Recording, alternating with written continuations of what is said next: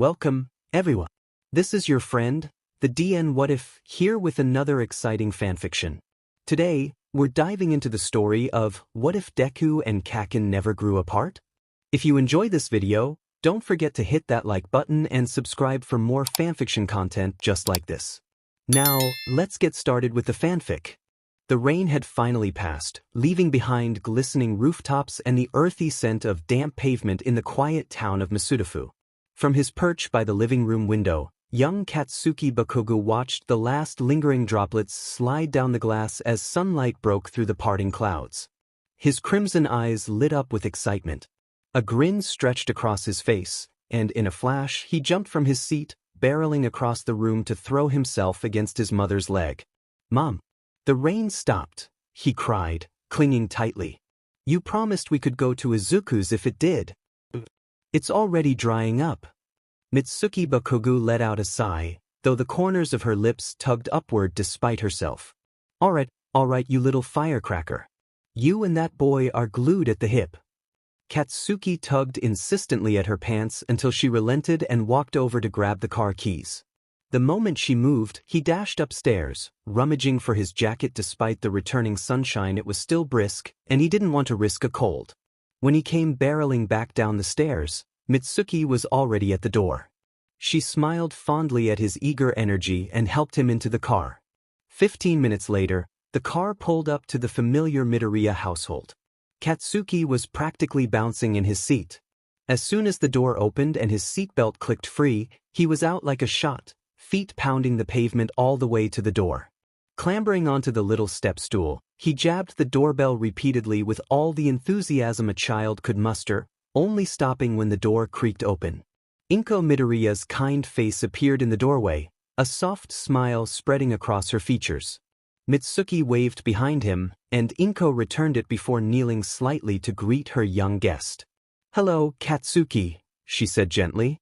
Katsuki opened his mouth to reply, but paused. Just beyond Inko, he caught sight of a mop of fluffy green hair peeking from behind her leg, and then two wide, freckled cheeks and those bright, adoring eyes that always made his heart do something strange in his chest. "Kacchan!" Izuku beamed, his face lighting up the way only Izuku's could. For a moment, Katsuki forgot what he'd come for, his mind momentarily blank beneath the warmth that crept up his cheeks. He gave himself a sharp mental shake, trying to tamp down the unfamiliar flutter in his stomach.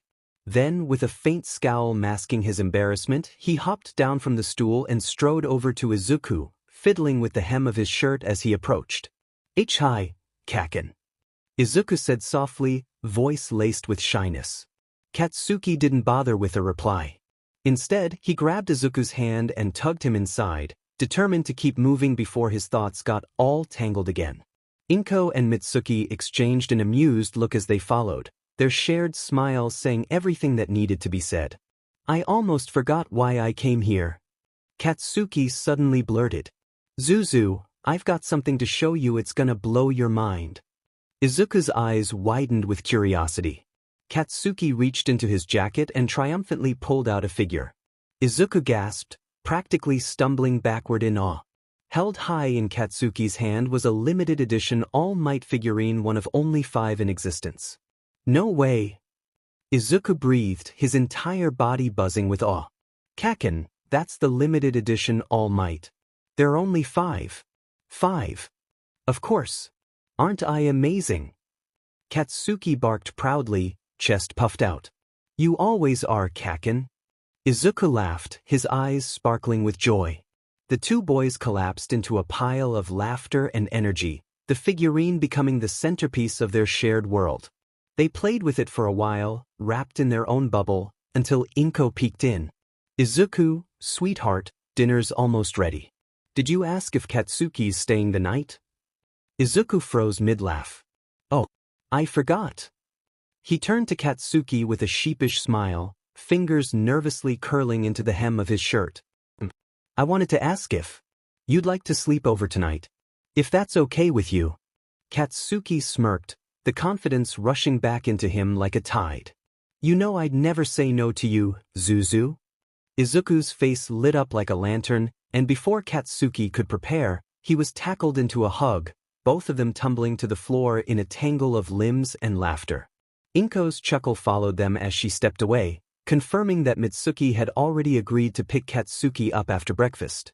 Dinner was warm, familiar katsudon, Izuku's favorite, and the boys sat close together, hands brushing, occasionally intertwining without either of them really realizing. Afterward, Inko ran a warm bath and laid out fresh clothes for them. The boys soaked in the water, playful and content, until sleep began to pull at their eyelids. When it came time for bed, Inko carried Izuku gently toward his room, but when she reached for Katsuki, he shook his head. "I'm okay, Auntie," he mumbled. "You don't need to carry me. Izuku's more tired than me anyway." She smiled, brushing back his wild blonde hair. "You've always been so independent, Katsuki. Take good care of him, all right? He trusts you more than anyone." "I will," Katsuki whispered solemnly. "I'll always protect Izuku." She tucked them both into Izuku's bed, and as her hand lingered on Katsuki's head, he turned to watch Izuku's soft breathing. Without thinking, he reached for Izuku's hand. Instantly, the younger boy settled, his fingers curling instinctively around Katsuki's. With a soft smile, Inko kissed both boys on the forehead and whispered goodnight, closing the door behind her. The next morning, sunlight spilled across the bed, warm and golden. Katsuki stirred, eyes squinting against the light as he sat up with a yawn. For a moment, he blinked in confusion, not recognizing the room, but then he turned and saw Izuku, still asleep beside him. His breath caught. The breeze tousled Izuku's green curls, and the soft light caught his long lashes and round cheeks, making him look almost ethereal. Katsuki's fingers moved on their own, reaching out to gently poke his cheek. Izuku stirred with a sleepy groan, blinking slowly. When he saw Katsuki, his face relaxed into a sleepy smile, and he reached out, taking Katsuki's hand. "Good morning, Kacchan." Flustered beyond belief, Katsuki panicked. His hand jerked forward and smacked Izuku's face with a soft whap. "Oh, Kacchan!" Izuku gasped. "That hurt." Sorry." Katsuki stammered, cheeks aflame. "I didn't mean to." Izuku peeked at him, one eye still half closed. "You okay?" Fine," he snapped a little too quickly. "I just need to pee, okay? Go downstairs, I'm not mad." After a brief pause, Izuku nodded quietly. "Okay." Once he was sure Izuku had left, Katsuki slid to the floor, back pressed against the bathroom door. His heart was still racing. That strange warmth was back, and something else too. At the edge of his vision, a faint red light flickered across his fingers. But just as quickly as it had appeared, it vanished. What was that? No answer came. Later, when he joined Izuku at the table, the boy's sad eyes immediately pierced through him. Guilt twisted in Katsuki's gut. "Hey," he muttered, tapping Izuku's shoulder. "I'm sorry. For earlier. I didn't mean to scare you or hit you. I don't know what's wrong with me." Izuku's face softened with a warm, forgiving smile. "It's okay, Kacchan. I'm just glad you're not mad." Katsuki gave a small smile in return and pulled him into a hug. Inko entered then, pausing to smile fondly at the sight of the two boys. "Good morning, Katsuki-kun." "Good morning, Auntie." Breakfast passed in a blur of warmth and chatter, the weight of yesterday's rain washed away in laughter. But eventually, a car horn outside broke the spell. Mitsuki had returned. Katsuki's stomach twisted at the thought of leaving. Izuku looked just as heartbroken. As he stood to go, he turned and gently took Izuku's hand. "Don't worry, Zuzu," he said with a grin. "We'll see each other tomorrow at school. I'll bring those snacks you wanted, okay?" Izuku's whole face lit up. "That's a promise, right, Kacchan?" "Promise." Mitsuki appeared in the doorway, arms crossed and brow raised. "You ready, brat?" "Yeah," he muttered. As they stepped outside, Katsuki looked back. Izuku stood in his mother's arms, waving brightly. And for just a second, Katsuki saw it again, that same strange flicker of red on Izuku's finger. A glow, faint and fleeting, like the one he'd seen on his own hand. It vanished before he could blink. But even as the car pulled away, the image lingered in his mind, the echo of something unknown taking root in the back of his thoughts. Something was beginning. And Katsuki Bokogu could feel it. Chapter 1. Morning Sparks. Monday dawned with a golden hue, casting a warm glow over the Bokogo household. Katsuki Bokogu, a spirited 4-year-old with spiky ash-blonde hair and fiery crimson eyes, was already up and about, his excitement palpable. He zipped around his room, ensuring his backpack was packed with all the essentials for the day. Today wasn't just any school day, it was the day he had promised his best friend, Izuku Midoriya, something special. Bounding down the stairs, the aroma of freshly cooked rice and miso soup greeted him. In the kitchen, his mother, Mitsuki, was meticulously preparing lunch. "Did you make what I promised, Izuku?" Katsuki inquired eagerly, his eyes shining with anticipation. Mitsuki sighed, a smirk playing on her lips. "Yes, I did. Now go sit on the couch and wait." Obediently, Katsuki dashed to the living room, his legs swinging impatiently as he perched on the couch. Once Mitsuki finished packing the lunches, she helped him into the car, and they set off for school. As they drove through the familiar streets, Katsuki gazed out the window, his mind drifting to the peculiar red flash he had seen the previous day. Was it a figment of his imagination or something more? He clenched his fist, half expecting the phenomenon to reoccur, but nothing happened. Mitsuki noticed his contemplative silence. "What's on your mind, Katsuki?" He shrugged, unsure of how to articulate his thoughts. Soon, they arrived at the school. Katsuki's mood lifted instantly. He unbuckled his seatbelt and leaped out of the car. "But be careful, you little brat," Mitsuki called after him. "Have fun at school."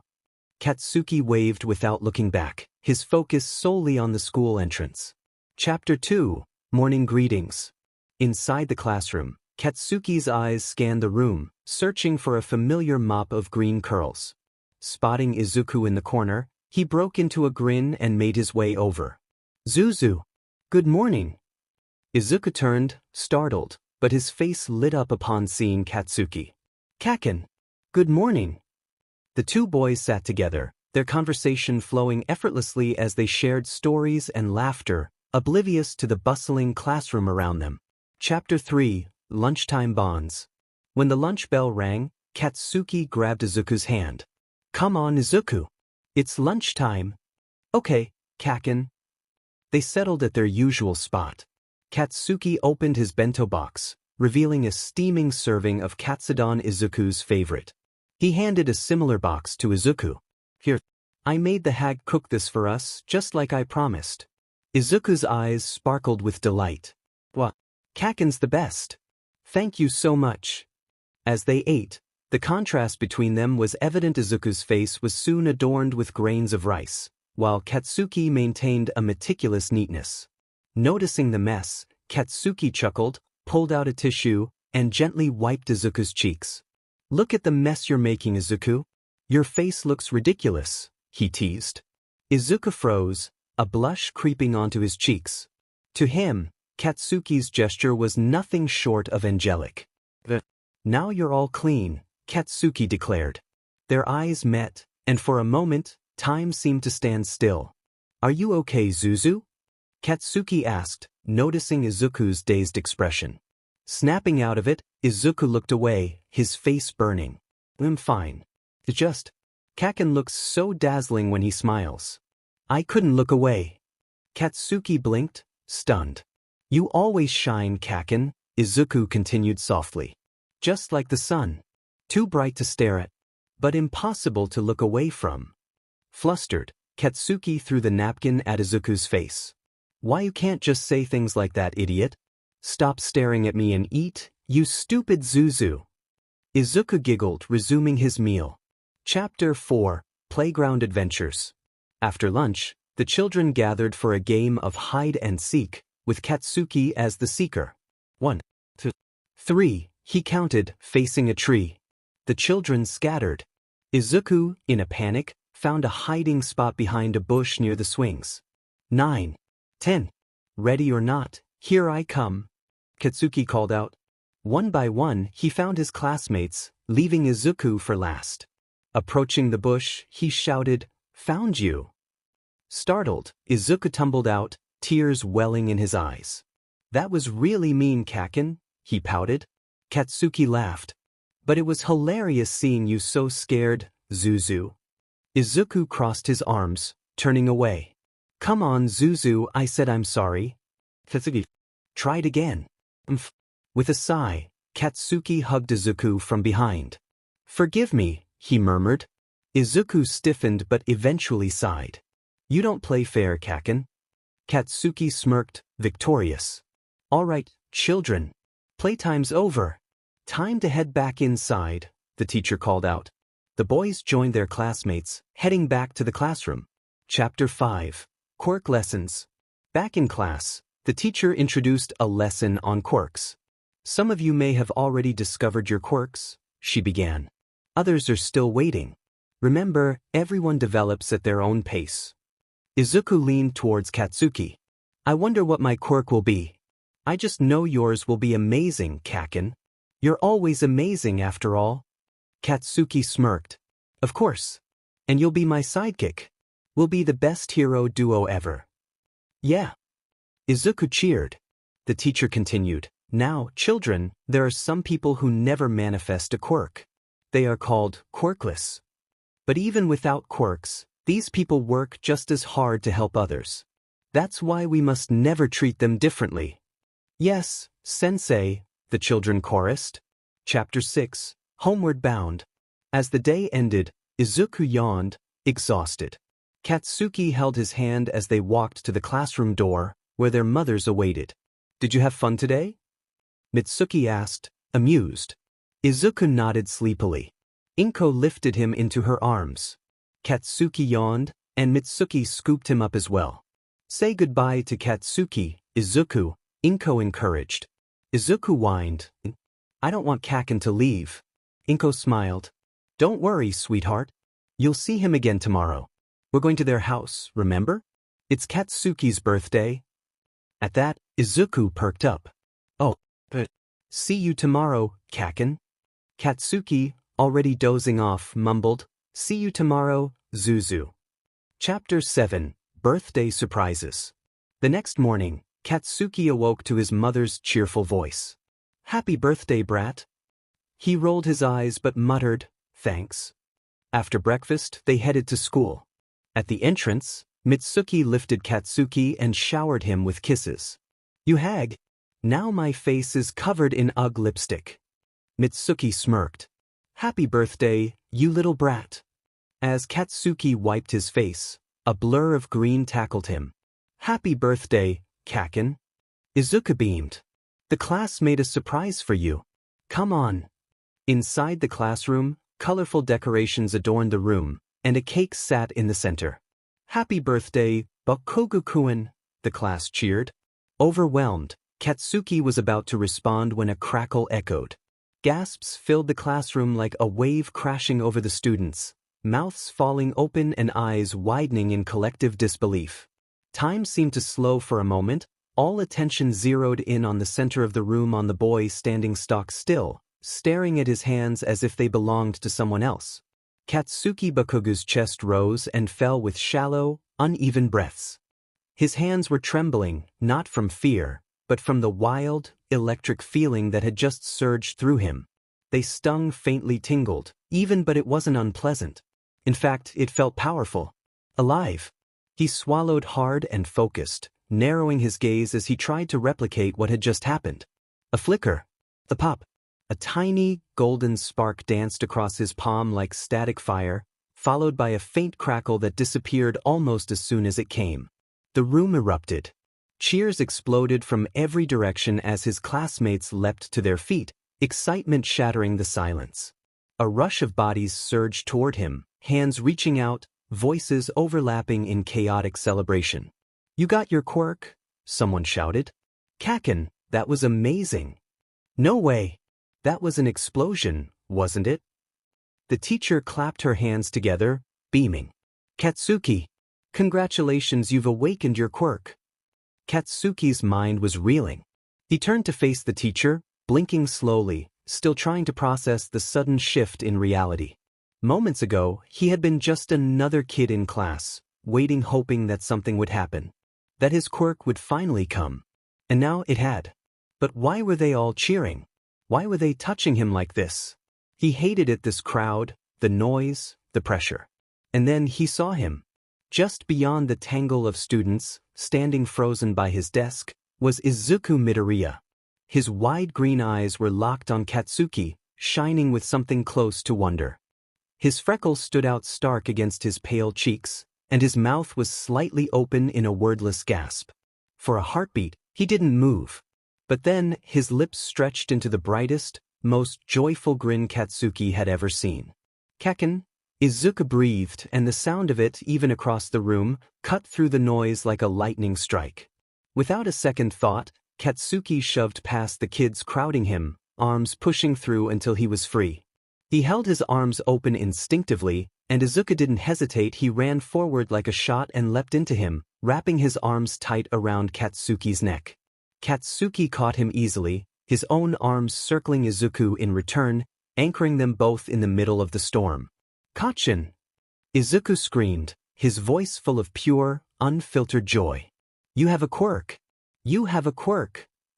Katsuki felt something deep inside him loosen, like a knot he hadn't realized was there had suddenly come undone.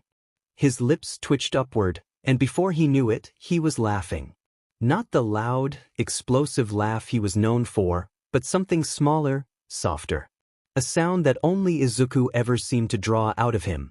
As they clung to each other in the center of the room, a realization settled in his chest, warm and strange and hard to explain.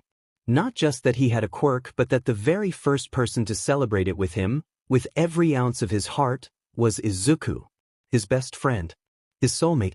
Izuku's laughter rang in his ears, bright and musical. His eyes were shining with unshed tears, but his smile never faltered. Katsuki held him closer, fingers effacing gently into the back of Izuku's shirt. For the first time in his life, he felt something click into place, like the world had shifted slightly, and everything finally made sense. He had a quirk now. But more importantly, he had Izuku. And in this moment, he knew without understanding how or why that the two had always been meant to go hand in hand. Chapter 7. The Red Thread Begins. The sun peeked over the horizon, casting a golden hue over the quiet streets of Mizudafu.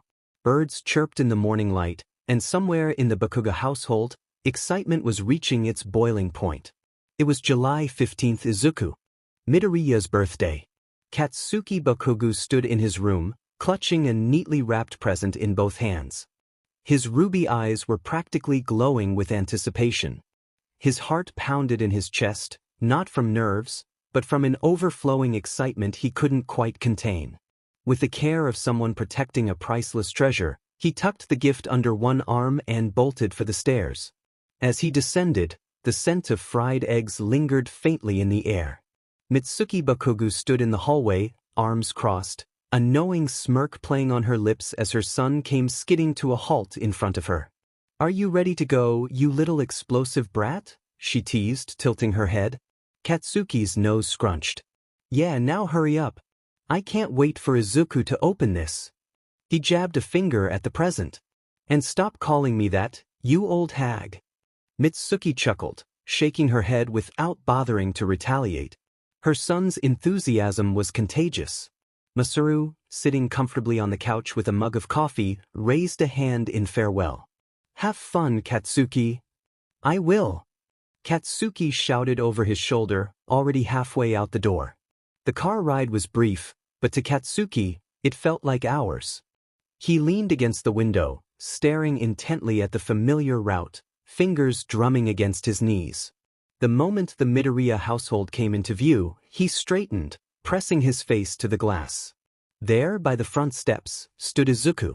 The green-haired boy was practically bouncing in place, waving both arms when he spotted the car. His wide eyes sparkled with joy, and he immediately turned to his mother beside him, pointing at the car with both hands. "He's here. He's really here."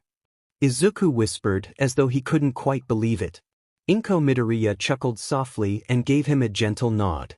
Mitsuki barely had time to shift the gear into park before Katsuki shoved the door open and launched himself out of the car. He sprinted across the walkway, feet pounding against the pavement, and without a moment's hesitation, he threw himself into Izuku's arms. Kacchan! Izuku's joyful cry was swallowed in a burst of laughter as Katsuki tackled him in a tight embrace. They tumbled to the ground in a heap of giggles and tangled limbs. You came! I'm so happy you came! Izuku beamed, hugging Katsuki tightly. Katsuki grinned smugly, pulling back just enough to look at him. Of course I did, dummy. I wouldn't miss your birthday for anything, Zuzu. Inko and Mitsuki exchanged warm glances from the doorway, watching their sons with fond amusement. So, you're taking them to the zoo first and then coming back for cake? Mitsuki asked as she stepped up beside Inko. Inko nodded with a bright smile. Yes, that's the plan. I hope you'll join us. Mitsuki sighed and offered a rueful smile. As fun as that sounds, I've got too much to do today. Can you keep an eye on the brat for me? Of course. Katsuki-kun's an angel, Inko said warmly. Mitsuki scoffed. You say that now. Trust me, he's a little menace at home. She turned back toward the car and waved at the boys. You two better have the best day ever. We will, they chorused as she disappeared down the street. To the zoo. Inko stepped into the house and gestured to the dining table. Katsuki-kun, you can leave your present here. That way you won't have to carry it around the whole day. Right. Katsuki carefully placed the gift down, giving it one last look before rushing back to Izuku's side. Since the zoo was only a short train ride away, they set off on foot, with Izuku excitedly tugging Katsuki along by the hand. I can't wait to see the lions. And the penguins. And the bears. Izuku gushed, eyes wide with wonder. Katsuki snorted, but a fond smirk tugged at his lips. Just don't go crying if a lion roars too loud. You're still a huge baby. I am not. Izuku protested. You totally are. No way. Katsuki gave him a smug look. Wanna bet? Izuku puffed out his cheeks in indignation. You're so mean, Kacchan. But his pout only made Katsuki grin wider. The zoo was everything they'd hoped for. They fed the giraffes, watched the monkeys swing from tree to tree, and laughed at the waddling penguins. Izuku's excitement was boundless, and even Katsuki, usually so tough and composed, found himself swept up in the fun. But then they reached the lion enclosure. The massive creature let out a thunderous roar that echoed across the entire exhibit. Izuku's hands flew to his ears, his eyes wide with terror as he instinctively hid behind Katsuki. "Es so scary," he whimpered. Katsuki sighed, glancing at the trembling boy beside him. He gently reached out and patted Izuku's head. I told you not to cry, he murmured, voice softer now. But don't worry. I'm here. Izuku sniffled, but a small smile crept back onto his face. The surprise party. As evening fell, the trio made their way home, bellies rumbling and hearts full. The moment Inko opened the front door, streamers burst into the air and the sound of party poppers echoed through the house. Mitsuki and Masaru stood proudly in the living room, both wearing party hats and grins. Surprise! Happy birthday, Izuku! Izuku froze, blinking in astonishment before breaking into a radiant smile. What? Thank you! He spun to face Katsuki, his joy unmistakable. This is the best day ever, Kacchan. Katsuki gave him a crooked smirk and nodded. Told ya. The celebration unfolded in bursts of laughter and love. They played games, told stories, and eventually, it was time for the birthday cake. Izuku stood in front of it, candles lit, eyes wide with joy. He took a deep breath and blew, and fire erupted from his mouth. The flames melted the candles instantly. The room fell silent. Izuku gasped, covering his mouth, eyes wide in disbelief. Katsuki's voice shattered the stillness. Zuzu, you got your quirk. And then chaos. Katsuki pounced on him in pure joy, sending them both tumbling. But before they hit the floor, Izuku let out a hiccup and Katsuki stopped midair, suspended in a glowing green light. Katsuki's jaw dropped. No way. You've got two quirks. That's so cool. Inko fell to her knees in shock, tears streaming down her face. My baby. He has both of our quirks. As the realization settled in, laughter returned. Izuku wiped his tears, overwhelmed. I can finally be a hero too. With you, Kacchan? Then thud. His concentration slipped, and Katsuki came crashing down on top of him. Ow. Sorry. Katsuki just laughed. That was the coolest thing ever. After a brief emotional recovery, they lit new candles, and Izuku blew them out the normal way, officially turning 7. The gifts and the thread. Time for presents, Inko declared. Masaru handed over an envelope. Hope you like it. Inside were tickets to meet All Might. Izuku froze, starstruck. We're all going?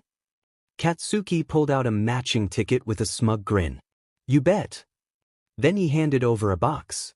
Izuku opened it and found an All Might figurine. But beneath it, something gleamed. It was signed. All Might's signature? Tears spilled down Izuku's cheeks as he clutched it to his chest.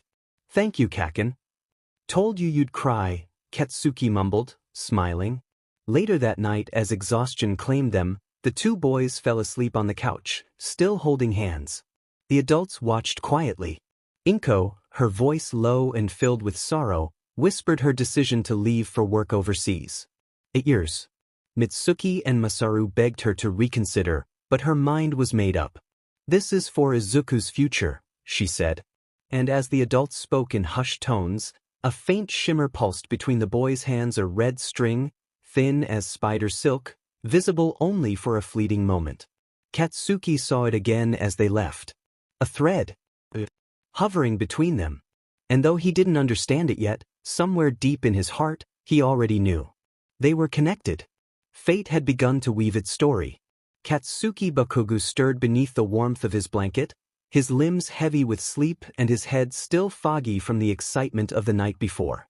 Izuku's birthday party had gone later than expected, and as much as he wanted to stay in bed and sink back into dreams, he knew better than to test his luck with his mother. If he wasn't up soon, she'd be storming in with all the force of a natural disaster. With a groggy grunt, Katsuki forced himself to sit upright. The sunlight pouring through his window stabbed at his tired eyes, and he squinted, rubbing them with the heels of his palms until his vision adjusted. Throwing off the covers with a dramatic sigh, he swung his legs over the side of the bed and stood just as a familiar voice pierced through the house like a missile. Katsuki! Wake up. It's time for breakfast. Don't make me come up there and drag your butt downstairs. His eye twitched at the volume. I'm awake, you old hag. Stop screaming so early in the morning, he shouted back, voice cracking from sleep. Yawning widely, he stretched his arms above his head until his joints popped. As he did, his gaze landed on something lying neatly on his desk, an envelope. No, not just any envelope. The envelope. His heart skipped. He padded across the room and snatched it up, grinning when he saw the familiar logo stamped across the front. The All Might Convention ticket. Today was the day. The day he and Izuku would meet their hero. Excitement surged through him, obliterating what little fatigue remained. He bolted out of the room and thundered down the stairs, hunger and anticipation gnawing at him in equal measure. At the table, the smell of breakfast hit him like a punch to the face, and he dove into his food with gusto. Mitsuki, unimpressed by his lack of table manners, smacked the back of his head with her palm. Stop scarfing your food, you demon brat. You'll choke and die before you ever meet All Might. Katsuki coughed, rubbing the spot she hit while glaring daggers at her. What the hell is your problem? You almost killed me, you old hag. Their glares clashed like lightning bolts across the table. Masaru, having lived through these skirmishes for years, sighed and lifted his coffee cup. Are you excited for the meet and greet later? He asked, casually trying to redirect the energy. Instantly, Katsuki brightened, swiveling his entire body toward his father like a plant turning to sunlight. His eyes sparkled. Hell yeah! I can't wait. And Izuku's probably gonna cry when he sees All Might for real. You should have seen him last night, he was practically shaking with excitement just talking about it. He rambled on animatedly, describing how he and Izuku planned to ask All Might questions, get autographs, maybe even a photo if they were lucky. Masaru listened patiently, smiling as his son's enthusiasm overflowed like a dam breaking. When Katsuki finally paused to inhale, Masaru ruffled his messy blonde hair and said, "Finish eating, then take a bath and get ready. We'll head to Izuku's place after." Katsuki replied, wolfing down the last of his breakfast before dashing upstairs. Mitsuki sat down beside her husband, her hands folded tightly in her lap. Her gaze lingered on the staircase Katsuki had disappeared up moments earlier. "He's going to be devastated," she said quietly. "And Izuku. He'll be even worse." Masaru's smile faded. He set his cup down and reached for her hand. "I know," he murmured. "They've always been together. This'll be hard on them." She turned to him, her voice cracking slightly. "They're meant to be, Masaru. I know it sounds crazy, but I see it in the way they look at each other. That bond, how do you break something like that?" "We're not," he said, squeezing her hand gently.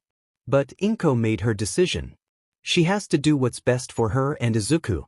It's not forever. They'll find each other again." Mitsuki looked down, her jaw tight. "I just hope they survive being apart."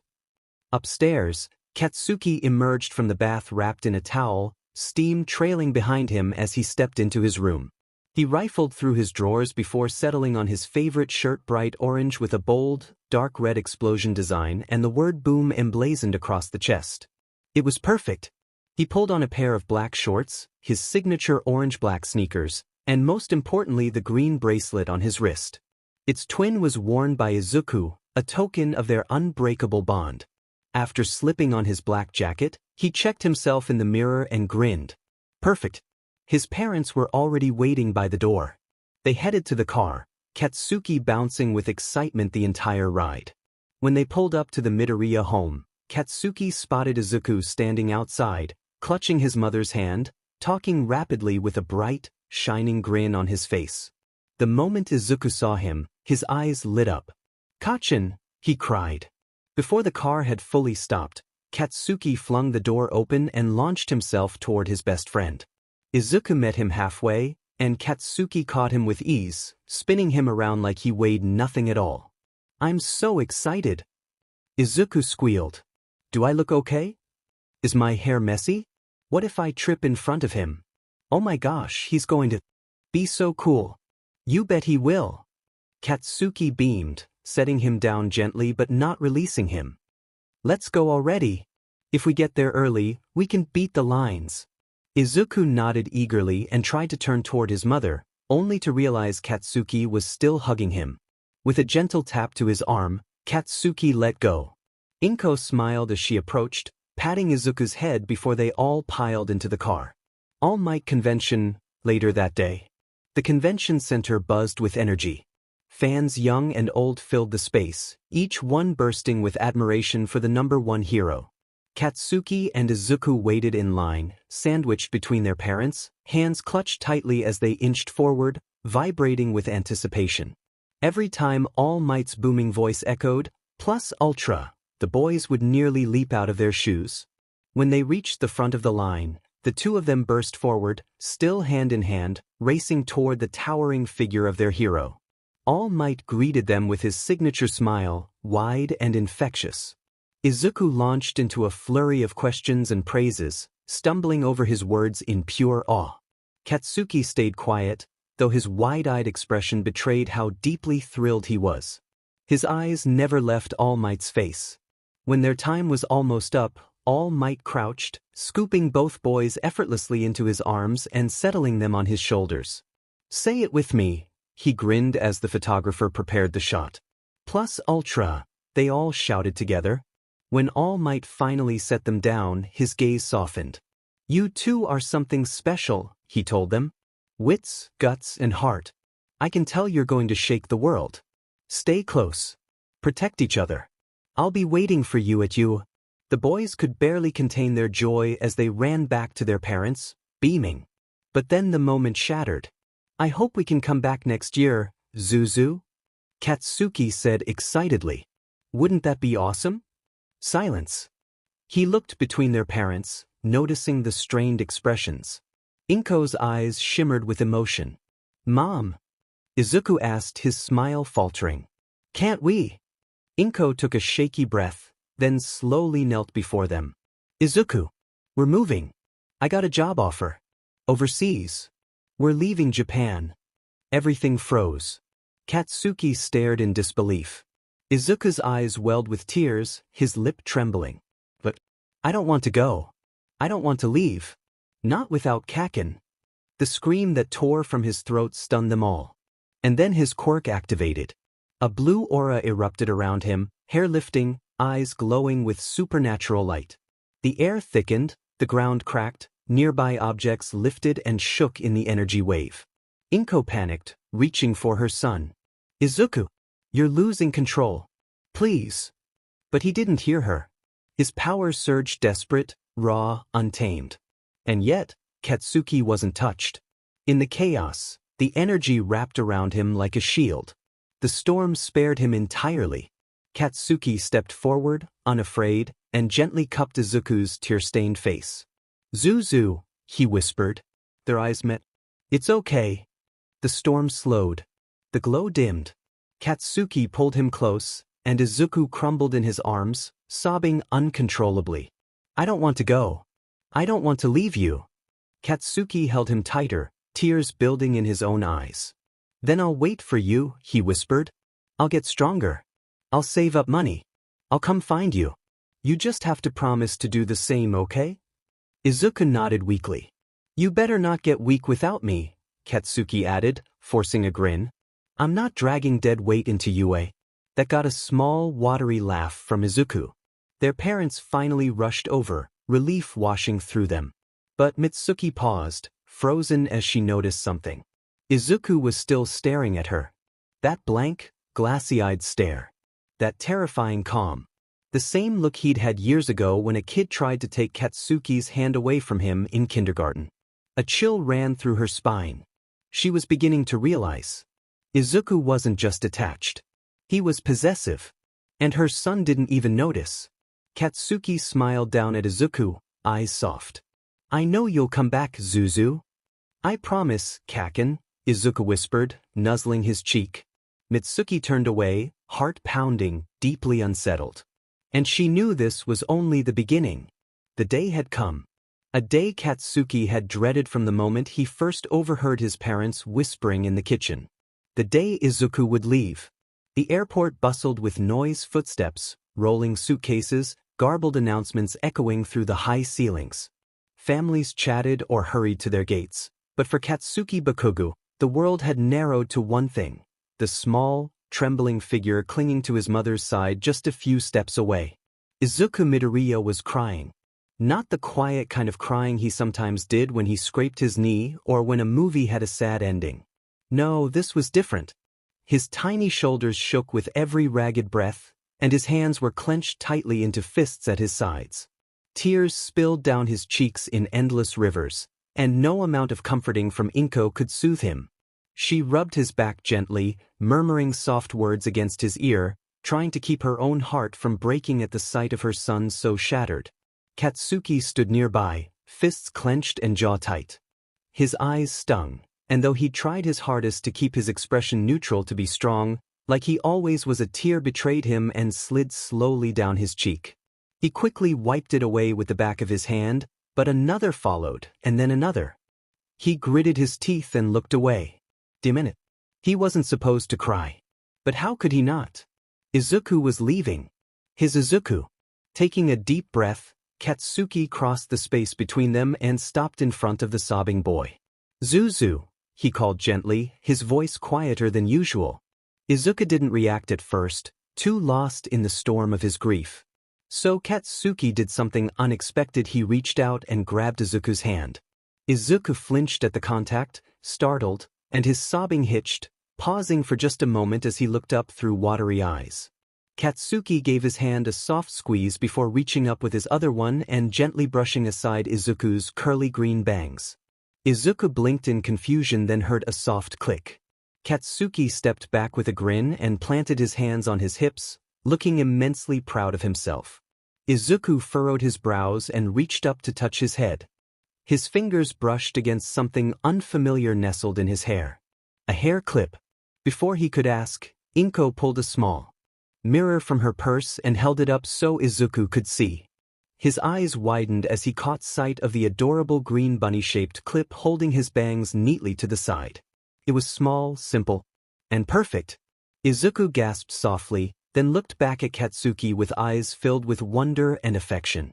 His tears, while still lingering, had slowed. "I love it," he exclaimed, his voice cracking but filled with warmth. "I promise I'll take good care of it, Kacchan." Katsuki snorted, the corner of his mouth lifting into a smile. "You better," he said, trying to sound gruff but failing. His expression softened, and after a moment he reached out again, this time more gently, and took both of Izuku's smaller hands in his. Their fingers curled around one another, like puzzle pieces that had always belonged. "I'll wait for you to come back," Katsuki said, and his voice dropped to a whisper, the emotion tightening his throat. "So, hurry back." Izuku nodded, swallowing hard, and more tears spilled over, but they were different now. Not just sadness, but a desperate kind of hope. The kind that clung to words like promises. Then, the voice over the intercom called their flight. Inko's hand found her son's shoulder, and she gave him a gentle nudge. "It's time, sweetie." "No, not yet." Izuku whimpered, clinging tighter to Katsuki's hands. His whole body leaned toward him like he could somehow stay just by holding on tighter. But Inko had to pull him away. Slowly, painfully, Izuku's fingers loosened their grip. His hand slid from Katsuki's, lingering at the tips until there was nothing left but air between them. Izuku turned back one last time as Inko guided him toward the gate. He waved, slow and reluctant, tears falling anew. Katsuki raised his arm and waved back, standing as tall as he could, even though he felt like crumbling. He watched them disappear down the terminal, watched until they were gone, and then made his way to the massive windows facing the runway. His heart pounded in his chest as the plane began to taxi. The roar of its engines built until it lifted, rising into the sky like a dream, leaving him behind. And that's when it happened. The dam burst. Katsuki's knees buckled, and hot, angry tears spilled down his cheeks, unchecked and overwhelming. He turned and ran straight into his mother's waiting arms. Mitsuki knelt and caught him, wrapping him tightly in her embrace as he sobbed into her shoulder. She held him close, heart aching for her son. She rubbed his back the same way Inko had done for Izuku, whispering soft reassurances he barely heard. "I know, baby," she murmured. "I know it hurts." But she also knew nothing she said could soothe him, because the only one who could calm Katsuki Bakugo in that moment was already on a plane, flying farther and farther away. Katsuki groaned in frustration as harsh sunlight streamed across his face, his alarm screaming relentlessly by his ear. With a scowl, he cracked one eye open, debating for a moment whether or not to throw the alarm across the room. But he knew better. He wasn't about to be late. Not today. Dragging himself out of bed, he shuffled into the bathroom, took a quick bath, and threw on his UA school uniform. His reflection in the mirror stared back at him, sharp-eyed and unflinching. 10 years had passed since he left Japan. 10 long years of training, studying, and pushing himself harder than anyone else. Now, finally, he was here. Katsuki opened the door to his dorm room and stepped into the hallway of UA High School. It was still surreal to him, standing here at the place he'd been aiming for his whole life. Without warning, 2 arms wrapped tightly around his neck from behind. "Good morning, Bakubro. You look extra grumpy today." Katsuki growled, immediately elbowing the offender off him. "Get off me, shitty hair. I don't have time for your crap this morning." Kirishima clutched his chest dramatically, feigning a fatal wound. "You wound me, Bakubro," he gasped, swiping a non-existent tear from his cheek. Katsuki rolled his eyes and stomped past him, only to get ambushed again. "Morning, Blasty." This time, it was Kaminari. Katsuki's glare could have curdled milk. "Ooh, he's gonna blow," Siro warned from nearby. "Denki, if you know what's good for you, you'll let go." Mina giggled. "Oh, come on. Bakugo loves us. He'd never." Katsuki's hand sparked and Kaminari's face lit up literally with a small, controlled explosion. Kaminari hit the floor with a groan. "I told you," Siro muttered. Kirishima rushed to Kaminari's side in a panic, while Mina poked Denki's cheek and laughed. It's way too early for this crap, Katsuki grumbled, already heading toward class. Kirishima hefted Kaminari onto his shoulder and the group followed, chatting and laughing as if nothing had happened, which only irritated Katsuki further. But then something caught his attention. Did you hear? Mina chirped. There's a new transfer student today. Katsuki slowed his steps just slightly. Yeah. Came all the way from America. Supposedly he's got amazing combat skills and quirks, Kirishima added. Now Katsuki was listening. And he's in our class. Mina bounced with excitement. I heard he's arriving today. Come on, I want to see who he is. She grabbed Siro and Kirishima, dragging them toward the classroom. Katsuki followed, silently, curiosity pricking at his nerves. The classroom was already buzzing when they arrived. Katsuki ignored the usual greetings and dropped into his seat, arms crossed, head down. Wow, someone woke up on the wrong side of the bed, Jiru said, raising a brow. Shudders. I had a long night, he snapped. Let's just leave him alone, Yayorozu said gently. You look tired, Bakugo. Do you need something to help? I don't need anything from you, Ponytail, Katsuki muttered without looking at her. Jiru scowled. There's no need to be rude to her. Anyway, Mina interjected, any more news on the mystery student? Not much, Momo replied. Just that he used to live in Japan before moving to America. And he's supposedly the top student from National Hero Academy, Uraraka added, nearly bouncing in her seat. They say he's insanely smart when it comes to quirks. As long as he follows the rules, I'll have no issue with him, Ida stated firmly. I heard he's living with his mom for now, Tsuyu said. But he might move into the dorms soon. Katsuki tuned them out, uninterested now that it was all speculation. He leaned back in his chair, arms folded behind his head.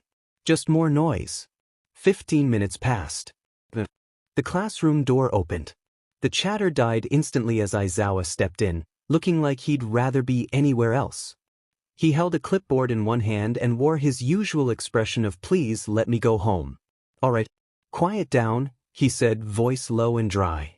As most of you already know, we have a new transfer student joining us today. Whispers erupted. Aizawa's glare silenced them in an instant. Let's just get this over with. Come in and introduce yourself. Everyone turned toward the door. Even Katsuki glanced up just casually. But then his breath caught. There, standing in the doorway, was a boy with wild, curly green hair, soft freckles scattered across his face, and striking forest green eyes. He wore a yellow backpack with an All Might keychain that cheerfully said Plus Ultra. And nestled in his hair, clipped carefully in place, was a small, familiar bunny-shaped pin. Katsuki's eyes went wide. His heart lurched in his chest. Izuku? As if he'd heard the whisper, the boy turned and their eyes met. Emerald locked onto Ruby. Izuku Midoriya smiled softly, knowingly, and took a step into the classroom. Hello, everyone. My name is Izuku Midoriya. I'll be in your care from now on. I hope we can all be friends. His words were aimed at the class. But his eyes never left Katsuki. And Katsuki's heart was still racing. Aizawa sighed, flipping his clipboard shut with a soft snap. All right. Since that's over and done with, take a seat beside Bakugo. His gaze flicked toward the ash-blonde boy who was now frozen in his chair. Fair warning, his personality isn't exactly what you'd call friendly. So I advise you to approach him with caution. Laughter rippled softly through the class, but Izuku only smiled, unbothered. Got it, he said with a chuckle, already walking down the row of desks. Katsuki's entire body went still. Each step Izuku took toward him felt like a thunderclap inside Katsuki's chest. The steady rhythm of his heartbeat was deafening, drowning out the world as the green-haired boy drew closer. Everything slowed, the chatter faded, the room blurred, and all Katsuki could focus on were those familiar emerald eyes locked firmly on his own. Unwavering, gentle, and full of something so intense and familiar that it made Katsuki's throat tighten. It had been 10 years. 10 long years. But Izuku hadn't changed. He looked older, sure taller, leaner, stronger, but there was still something boyish in the curve of his smile, something innocent in the way he held that stupid yellow backpack with the All Might keychain bouncing at his side. And then Izuku stopped. Right in front of him. Without a word, he reached out and gently took Katsuki's hand. Katsuki flinched at the contact. The classroom went dead silent. Eyes widened. Jaws dropped. The usual noise of Class 1A was swallowed whole by the sheer weight of the moment. Katsuki stared down at their joined hands, unable to breathe. His fingers twitched instinctively, but he didn't pull away. He couldn't. Izuku's hand was too warm, and his grip was gentle, reassuring, like he'd done this 1,000 times before. With a small, quiet tug, Izuku urged him to stand. Katsuki, dazed, obeyed. And then without asking, without hesitation, Izuku wrapped his arms around him. Katsuki's eyes flew open, and for a split second he forgot how to exist. Izuku buried his face into the crook of Katsuki's neck, his arms tightening around him with the desperation of someone who had been waiting far too long. "Kacchan," Izuku whispered, voice trembling at the edges. "I'm back." Katsuki's vision blurred. Tears welled up, sudden and sharp, stinging his eyes before he could stop them. One slid down his cheek, hot and traitorous. He didn't care. He lifted his arms and clung to Izuku like his life depended on it, hugging him back even tighter than he'd expected to. His hands gripped the back of Izuku's uniform like he might disappear again if he let go. "Took you long enough, you idiot," Katsuki muttered against his shoulder, voice rough, breaking in places. He didn't care that the class was watching. Not until them. Aizawa's tired cough cut through the room like a blade. The moment shattered. Katsuki flinched. His eyes darted to the side, and only then did he register it. Everyone was staring. Mina looked like she might burst from excitement. Kirishima's jaw was on the floor. Kaminari had stars in his eyes. Yairozu covered her mouth in quiet shock, while even Jairu was blinking in disbelief. The entire class looked like they'd just witnessed something out of a romance drama. Katsuki's face went red. He shoved Izuku back with more force than necessary, cheeks blazing with humiliation. "We'll talk later," he barked, glaring furiously at nothing in particular. "For now, just sit down." He dropped into his chair so fast it was a miracle it didn't collapse under him, arms crossed tightly over his chest, refusing to look at anyone, especially not the boy beside him. Izuku, still half laughing, half glowing, stood there for a beat longer, smiling softly as if he hadn't just detonated the emotional equivalent of a bomb in the middle of class. "All right, Kacchan," he said warmly, walking over and taking the empty seat next to Katsuki. "We'll talk later. Though I don't know if we'll get the chance." He leaned in slightly, eyes twinkling with mischief. "Seems like your classmates have a lot of questions." Katsuki turned his head ever so slightly, glaring out of the corner of his eye, but he froze when he caught sight of Izuku. The green-haired boy was sitting there with his cheek resting in one hand, smiling at him with that soft, tender expression Katsuki remembered all too well. Like he meant it. Like he missed him. Like he never stopped caring. And Katsuki's face flushed all over again. He looked away instantly, fists clenched, ears burning. 10 years. 10 years had passed. But in that moment, as he sat beside Izuku again so close he could feel the heat of his presence, it felt like not a single second had gone by. Class went on as usual, but Katsuki wasn't really paying attention. How could he? Sitting beside him after 10 whole years was Izuku. And not just any version of Izuku, but this Izuku, older, confident, still smiling that same warm smile, and still mumbling to himself like the little nerd Katsuki remembered. The green-haired boy scribbled in his notes with laser focus, lips moving soundlessly as he whispered under his breath, listing quirk properties, analyzing Aizawa's lecture, even adding his own predictions between lines. It was the same old habit Katsuki used to scoff at back in the day. But now it was comforting. Familiar. God, I actually missed this, Katsuki realized, dragging his eyes away from the boy beside him and staring blankly at the board. The mumbling used to drive him nuts, but now, after 10 years of silence, it felt like a piece of home returned to him. An hour passed like a blur. Then, finally, the bell rang. Aizawa mumbled something about getting coffee and sleep and left the classroom, and in the span of a heartbeat, the moment Izuku stood up to stretch, the two of them were mobbed. Oh my god. Hi. Mina Ishido squealed, practically vibrating with excitement as she waved. I'm Mina. This is Denki, Siro, and Kirishima. We're Katsuki's friends. It's so nice to meet you. Izuku blinked in surprise at the sudden introduction but quickly recovered, offering a bright smile and a polite wave. Hi. I'm really glad Kacchan has friends like you. I hope he's not too much to handle. Kind of prone to anger. Katsuki's head snapped toward him, glaring, cheeks tinged pink. The hell did you just say? Izuku shrugged innocently. You know it's true, Kacchan. Even Auntie's having a hard time with your temper lately. Before Katsuki could formulate a proper retort, Uraraka raised her hand like they were still in class. Midoriya? She said sweetly. I've actually been wondering. Why do you call Bakugo Kacchan? Oh. Izuku lit up. It's a childhood nickname. I've been calling him that since we were kids. It just kinda stuck. Oh, Denki drawled with a grin. He turned toward Katsuki with the most obnoxious look on his face. Ain't that sweet, Kacchan? That was the last straw. Katsuki's hands sparked, ready to blow Denki into orbit, but before he could even move, Denki suddenly floated off the ground with a startled yelp, his legs kicking in the air. Everyone gasped. What the? Denki hovered midair, confused and alarmed, until a voice calmly cut through the commotion. Please don't call him that, Izuku said softly, but there was a firmness in his tone that hadn't been there before. It makes Kacchan uncomfortable. And don't touch him.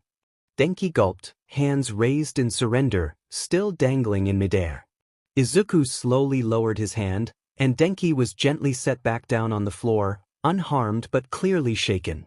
Katsuki just stared, wide-eyed, somewhere between stunned and though he'd never admitted impressed. Was that your quirk? Sato asked, wide-eyed. That was awesome. Let me guess, telekinesis. Izuku turned toward the group and nodded. Kind of. I can move objects or people wherever I want, though it takes a lot of focus. I can also use it to fly, and I've trained it to the point where I can manipulate my own momentum and that of others. But it has its limits. If I lose focus or overdo it. He paused thoughtfully. Well, things break. So I try not to overuse it unless I have to. There was a stunned silence as everyone took that in. Oh, and I also have fire breath, he added with a sheepish grin, as if it were just a fun bonus. You're like a whole new species, Kaminari muttered under his breath, still a little pale. Would you like to join us for lunch, Midoriya-kun? Yaoyorozu offered kindly. But Izuku shook his head and turned toward Katsuki, reaching down and gently taking his hand. No thank you. I promised Kacchan we'd talk. Maybe next time? Uraraka blinked, then smiled warmly. Sure. That's no problem.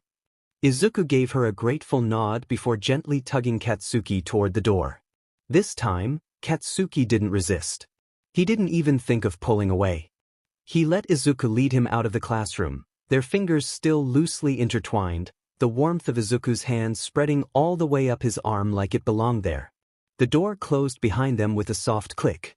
Back in the classroom, the remaining students sat in stunned silence. Did anyone else just witness a domestic love drama unfold right in front of us? Mina whispered. Kirishima, still recovering from emotional whiplash, muttered, I think we just met Bakugo's soulmate. No kidding, Jiru said, still staring at the door like it might open again with another plot twist. The rooftop was quiet, touched only by the soft rustle of wind and the distant sounds of birds overhead. Not a single student in sight. The moment the heavy metal door clicked shut behind them, silence settled like a soft blanket over the two boys. Izuku led Katsuki to the far edge, near the fencing, where the view of the city stretched wide and golden under the afternoon sun. He gently released Katsuki's hand, though part of Katsuki almost wanted to keep holding on just a few seconds longer. But they needed to talk. There were words long buried, moments missed, and emotions never spoken. They turned to face each other, and for the first time since that shocking reunion in class, Katsuki finally looked up, truly looked at him. Izuku's face was calm, open. The same familiar features, though matured. His freckles were still there, scattered like stardust across his cheeks. His hair, wind-tousled, bounced slightly as he tilted his head to study Katsuki. Katsuki's voice was low when he finally spoke. "When did you come back?" Izuku smiled softly. "Last week." There was a pause, a heartbeat. "I wanted it to be a surprise," Izuku added, almost sheepishly. Did it upset you?" Katsuki shook his head. "No," he said quickly honestly. "Just caught me off guard." He hesitated, eyes softening. "How's Auntie? Is she doing okay?" The question held more weight than he realized. He remembered Inko Midoriya's kind smile, her worried eyes, her unwavering love for Izuku. Katsuki had always cared about her in his own quiet way. Izuku's smile brightened. "She's doing great now. Actually, she owns a company in America. It's thriving. We're finally stable, Kacchan. Really stable. She's happy." Relief poured through Katsuki like warm water. He exhaled, a smile tugging at the corner of his mouth. That's really good. I'm glad." But then the worry crept back in, crawling up his chest like vines of fear. He swallowed. He started then stopped. His voice dropped to a whisper, almost afraid of the answer. "Are you going to leave again?" Izuku stepped forward, closing the distance Katsuki didn't even realize was painful until it wasn't there anymore. Slowly, Izuku lifted a hand and gently cupped Katsuki's cheek, his thumb brushing just below his eye. Katsuki's heart was pounding. Their eyes locked emerald. Meeting Ruby and time seemed to slow. "No," Izuku said softly. "I'm staying here. For good." Katsuki didn't move, barely breathed. "My mom's going to return to America soon," Izuku continued, "since the company still needs her to oversee a few things. But me? I'm staying. I'm transferring everything to UA's dorms. I've already started moving in." As he spoke, Izuku's fingers combed gently through Katsuki's hair, like it was the most natural thing in the world. Katsuki couldn't speak, not yet. His chest was too full. He wasn't used to this kind of feeling, this kind of peace that came from hearing the one thing he'd been afraid to hope for. Izuku leaned a little closer, resting his forehead lightly against Katsuki's. "God, Kacchan," he murmured. "I missed you so much. There wasn't a single day where I didn't think about you, where I didn't wish you were there." Katsuki's throat tightened. His hands slowly came up and gripped the back of Izuku's shirt, knuckles white. He closed his eyes and let the weight of the words wrap around him like a blanket. "I missed you too, Zuzu," he whispered. Izuku smiled against him, tears gathering in his lashes. Without another word, he pulled Katsuki into a tight embrace, arms wrapping around him like he never wanted to let go again. Katsuki didn't hesitate. He buried his face in Izuku's shoulder and hugged him back just as fiercely. For a long while, they stood like that, just two hearts pressed together under the wide, open sky. "When's Auntie leaving?" Katsuki asked softly, voice muffled by Izuku's shirt. "I want to see her before she goes." Izuku's hand gently stroked his back. He leaned down slightly and pressed his cheek against Katsuki's temple, breathing in the familiar scent of caramel and spice that always seemed to cling to him. "She's leaving in about a week," he said. "We can visit her today after class if you want." Katsuki nodded wordlessly. But then his stomach gave a loud, unmistakable grumble. Izuku blinked, then leaned back to look at him, grinning. "Sounds like someone's hungry," he teased, brushing a hand under Katsuki's chin. "Shut up," Katsuki muttered, cheeks flaring with embarrassment. "I didn't eat breakfast, okay? Now I'm starving." Izuku laughed, a soft, genuine sound that sent warmth fluttering through Katsuki's chest. He reached up and ruffled the spiky blonde hair, still grinning. "Well then," he said, "let's eat." They sat down on the rooftop, cross-legged, unpacking the lunches they'd brought. As the sun cast warm gold across the concrete and the breeze played with their hair, they ate together, talking and laughing in a way that made the 10 years between them feel like nothing more than a blink. Izuku told stories about the National Hero Academy in America, the strange quirks he'd seen, the harsh training, the teachers with wild powers and wilder personalities. Katsuki listened, more attentive than he ever was in class, snorting at Izuku's impressions and throwing the occasional jab when something sounded too ridiculous to be real. And through it all, Katsuki found himself smiling, really smiling for the first time in a long, long time. Because Izuku was back. And this time he was here to stay. Lunch had come and gone, the warmth of the midday sun filtering through the hallway windows as Katsuki and Izuku made their way back toward their classroom.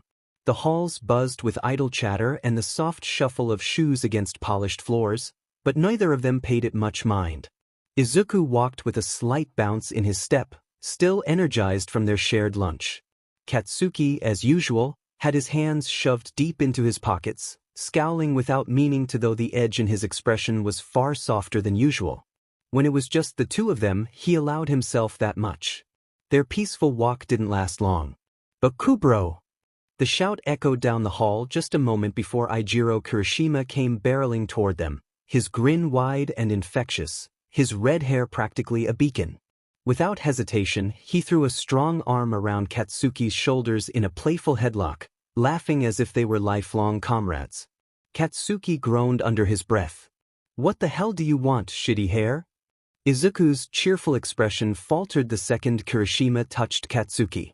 His smile wavered, just for a heartbeat, and a flicker of something unreadable crossed his face. But he said nothing. He reminded himself again that Katsuki considered Kirishima a friend, and that was enough of a reason to hold back. "Hero training's next PRD," Kirishima said eagerly, eyes shining with excitement. "I've been working my butt off on my hardening quirk and I really want to test it out. Be my partner, yeah?" Katsuki sighed and rolled his eyes, clearly unimpressed. But Izuku's interest visibly perked up, his curiosity practically radiating off him. "Hardening quirk?" he asked, his tone a mixture of fascination and wonder. Kirishima turned toward Izuku, his smile widening to reveal the full extent of his sharp, shark-like teeth. "Yeah dude. I can harden my body like super hard. Think steel or rock. I can take direct hits without even getting scratched. Pretty cool, right?" The moment Izuku heard that, the dam broke. His mind kicked into overdrive and he stepped forward, already blurting out a flurry of questions before either of the other boys could react. "Is it a full-body hardening or can you focus it to specific areas? How long can you maintain it? Does it affect your mobility or flexibility? And what about?" Katsuki cut in, half laughing, half scolding. "One question at a time, nerd. You're gonna fry shitty hair's brain." Izuku froze mid-sentence, mouth open, and then clamped it shut with a sheepish smile. He rubbed the back of his neck in embarrassment. Sorry, I got a bit carried away. I didn't mean to overwhelm you. I just get really curious when it comes to quirks." I'm to mumble. "A lot." Kirishima chuckled and gave him a friendly thumbs up. "No worries, man. You just caught me off guard.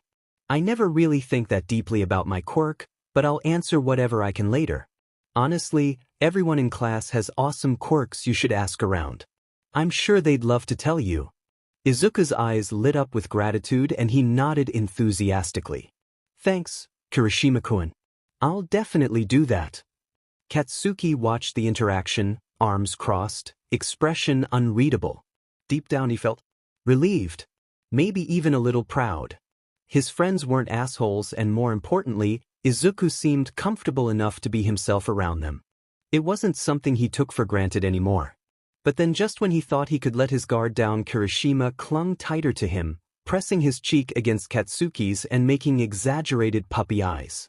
"Come on, be my training partner, Bakubro. Please." Katsuki's whole body tensed. "Let me go, damn it. Don't rub your stupid face on me." Before Kirishima could respond, the atmosphere around them shifted dramatically. A sudden pressure dropped over the hallway, the temperature seeming to dip as a faint, greenish-blue glow crackled in the air like static electricity. Both Katsuki and Kirishima froze in place, their instincts kicking in as their heads slowly turned toward the source. Izuku stood there, smiling eerily calm. But his clenched fists trembled slightly, and his entire body was surrounded by that same glowing aura. His eyes, though wide and innocent, gleamed with something primal, something protective. Kirishima's laughter died in his throat. Slowly, hesitantly, he released Katsuki and took 3 careful steps back. The aura faded. "Hey man, cool out," Kirishima said nervously, his voice an octave higher than usual. Izuku blinked, confused. What's wrong? You guys look like you've seen a ghost." Katsuki stared at him, stunned. It was hard to tell if Izuku was just that oblivious or if he really had no idea what he'd just done. "You were practically growling, dude," Kirishima said with a shaky laugh. Izuku's face went red as realization dawned on him. What? Oh no. He covered his face with both hands, his aura sparking faintly again as his feet lifted slightly off the ground. "I'm so sorry. I don't know what came over me," he mumbled through his fingers. "I told you before, right? If I lose focus, things can get dangerous. My quirk is linked to my emotions. I'm training to keep it under control, I swear, but sometimes it just slips." Kirishima recovered first, laughing good-naturedly as he waved the apology away. "It's all good, man. I'm still really excited to train with you. I've heard your combat skills are insane. Can't wait to see how your quirk and mine stack up." Izuku peeked out from behind his hands, his embarrassment softening into a small, grateful laugh. Slowly, he descended back to the floor and walked forward, holding out his hand with a bright smile. "It's nice to meet you properly, Kirishima-kun." Kirishima grinned and grasped his hand in return, shaking it firmly. "Same here, Midoriya-kun." Katsuki stood off to the side, arms crossed again, but there was the faintest twitch of a smile on his lips. He'd never say it out loud, but in that moment, seeing Izuku accepted, welcomed, and even admired by one of his closest friends, it felt right. Like maybe things were finally starting to change. And maybe for once it wouldn't all fall apart. The buzz of conversation and rustling of fabric filled the changing room as students shuffled out of their school uniforms and into their UA training gear. Among them, the entrance of 3 students, Katsuki, Izuku, and Kirishima, drew a sudden hush. Heads turned, conversations paused, and eyes subtly followed the green-haired boy walking beside the infamous hothead of Class 1A. But it wasn't Katsuki who caught the most attention this time. It was Izuku Midoriya, the boy no one quite knew, yet whose presence had already sparked curiosity. "Bakubro!" Denki Kaminari called out, bounding toward them with his usual sunny grin. He looked as though he was about to throw his arm around Katsuki's shoulders, but he didn't get the chance. "Back off, dunce face." Katsuki raised a palm and shoved Kaminari's face away before he could even get close. Kaminari stumbled back with an exaggerated huff. "Man, you're still cranky. Nothing's changed." He brushed himself off and turned toward Izuku with a spark of renewed interest, holding out his hand eagerly. "Anyway, hi. I'm Denki Kaminari. It's nice to finally meet one of Bakugo's friends. Hope we can get along." Izuku blinked, then smiled warmly as he accepted the handshake. "Nice to meet you too, Kaminari-kun. I'm sorry again about earlier. I didn't mean to scare you." He bowed his head slightly, guilt etched in his expression. "I guess I'm a little too protective of Kacchan sometimes. I hope I didn't offend you." Kaminari laughed, waving his hand. "No worries, dude. If anything, I got a first-hand taste of how your quirk works. And since you showed me yours, it's only fair I show you mine." He stepped back and tapped his chest confidently. "My quirk's called electrification. I can generate and discharge electricity from my body. I can shoot it out in bursts or shock anyone nearby with a huge electric field. Pretty cool, right? I'm also resistant to my own electricity, well, up to a point. If I overdo it, I kinda short out my brain."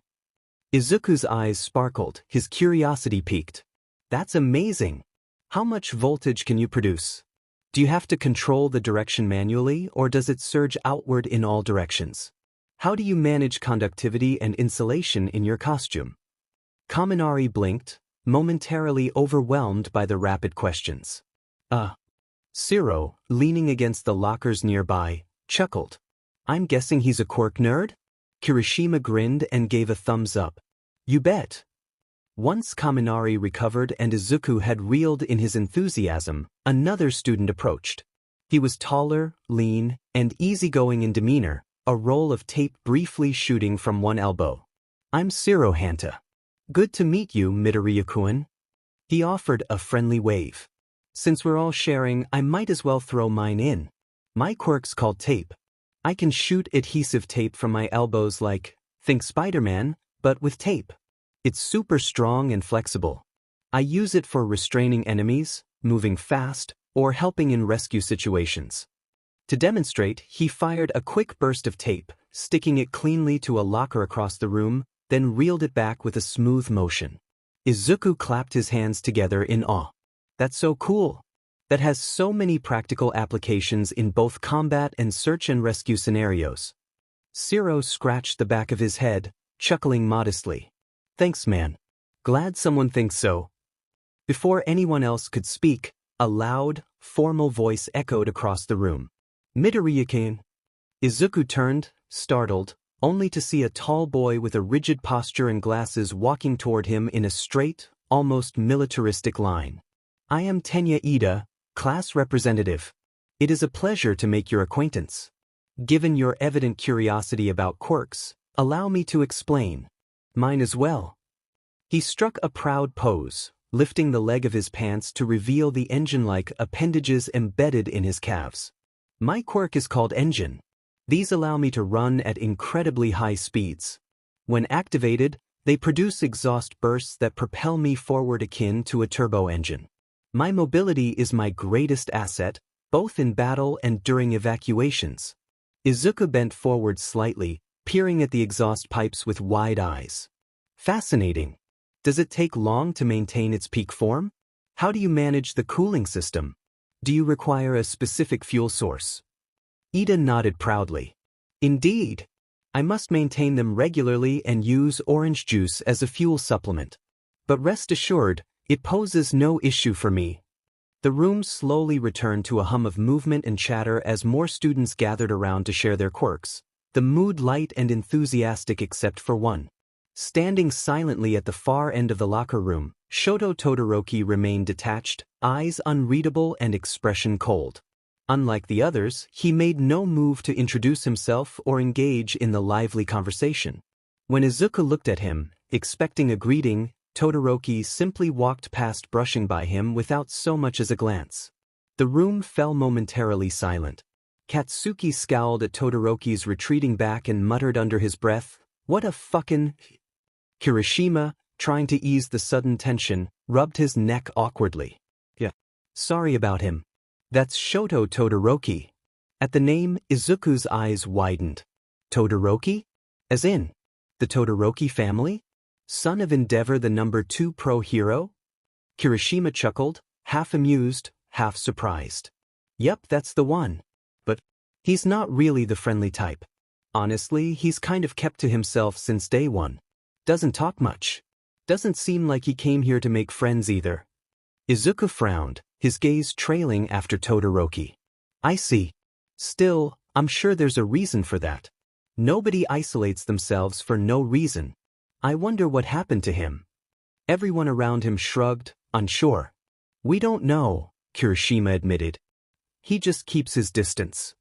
Izuku said nothing more, but something flickered behind his eyes, a quiet, thoughtful determination.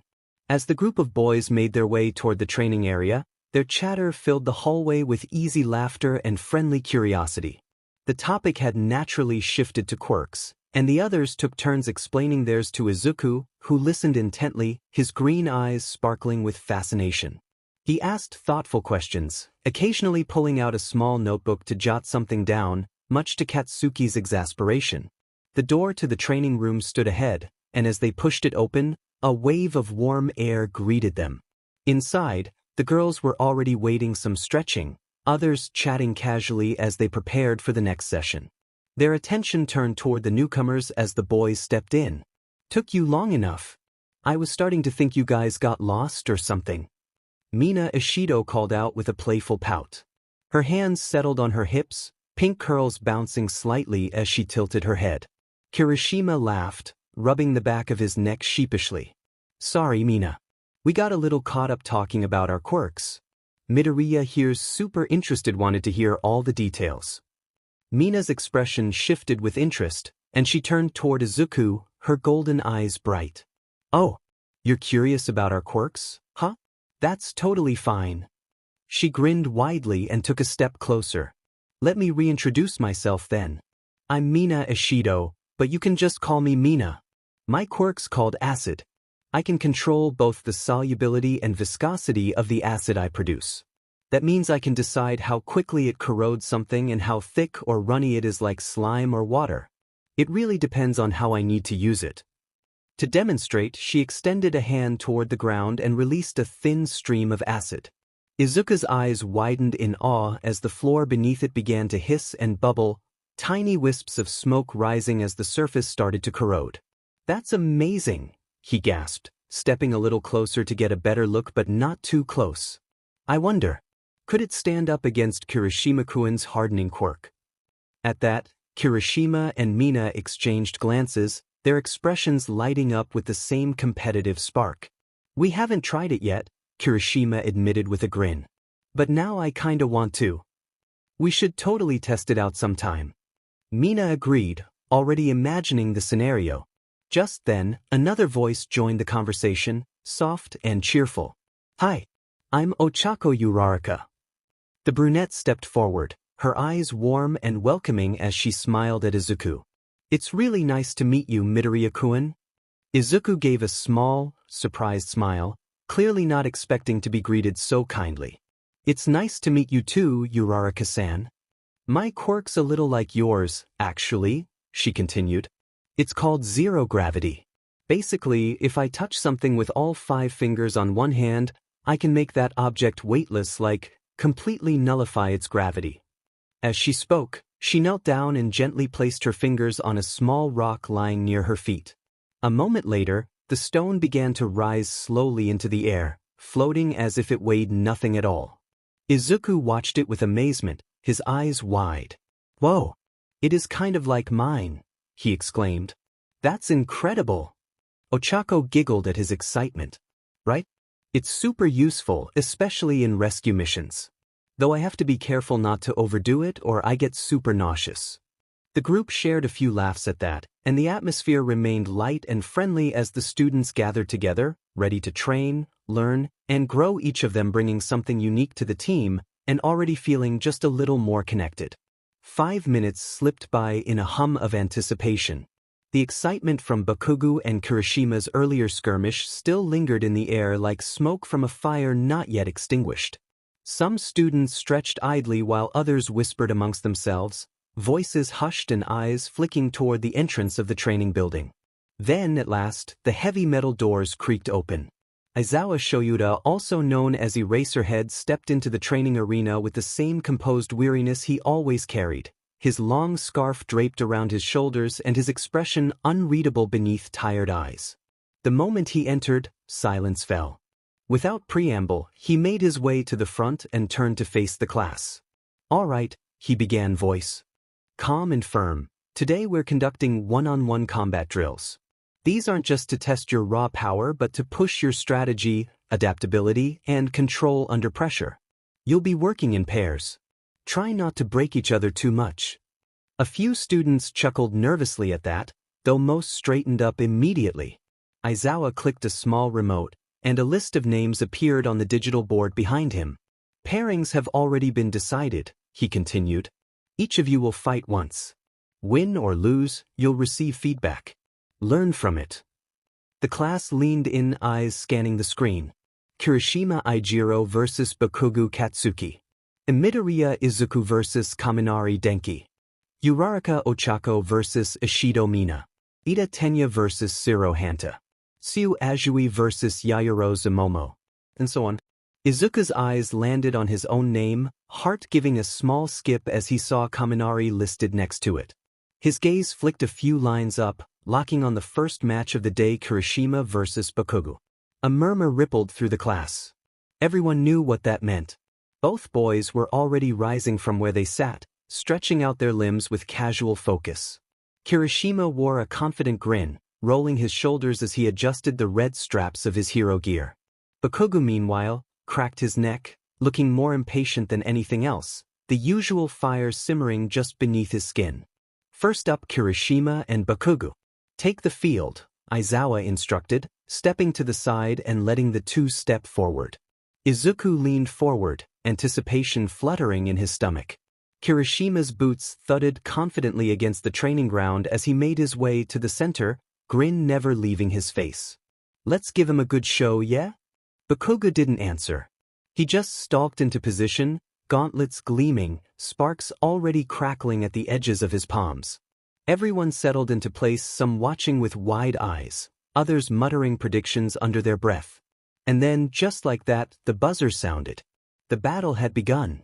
On one side stood Eijiro Kirishima, fists clenched, body already gleaming with the jagged transformation of his hardening quirk. His usually cheerful face was hardened with focus. Across from him, Katsuki Bakugo rolled his shoulders, his sharp red eyes never leaving his opponent, palms already emitting faint pops and sparks as sweat from his glands began fueling the fire within. In the span of a breath, Bakugo moved. Boom! A thunderous explosion launched him forward at blinding speed. Kirishima barely had time to brace before Bakugo collided with him like a cannonball, both arms blasting simultaneously against his chest. The sheer force sent Kirishima skidding backward, heels carving trenches into the dirt. His arms blocked the impact, but he grimaced. That hit had bite. Not bad, he grunted. But I can take more than that. Then shut up and take it. Bakugo roared, charging again with another explosive burst. He came at Kirishima with ruthless speed, spinning, blasting, striking from angles that made it impossible to settle. Kirishima swung back with raw power, fists like sledgehammers, but Bakugo ducked, dodged, and countered with controlled detonations that forced Kirishima onto the defensive. The two clashed again and again, fist to blast, grit to fury. Kirishima finally managed to catch Bakugo mid-charge, slamming a hardened forearm into his side and sending him tumbling across the field. The crowd gasped, but Bakugo twisted mid-air, igniting his palm for a fiery recovery that sent him skyward. DE. From above, Bakugo unleashed a vicious flurry. Controlled bursts spiraled around him as he descended in a spinning explosion of heat and force. Stun grenade. A blinding flash erupted as he hit the ground, momentarily disorienting Kirishima. The hardened hero stumbled, blinking furiously through the dazzle. And that was all Bakugo needed.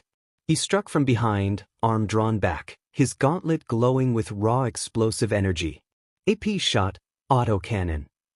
A concentrated blast slammed directly into Kirishima's unguarded side, bypassing his hardest plates. The explosion cracked through his defense like a hammer to glass. Kirishima staggered, groaned, and dropped to one knee. The field went silent. Bakugo stood over him, panting, smoke curling from his fingertips. He glared down at his opponent, not with contempt, but with respect.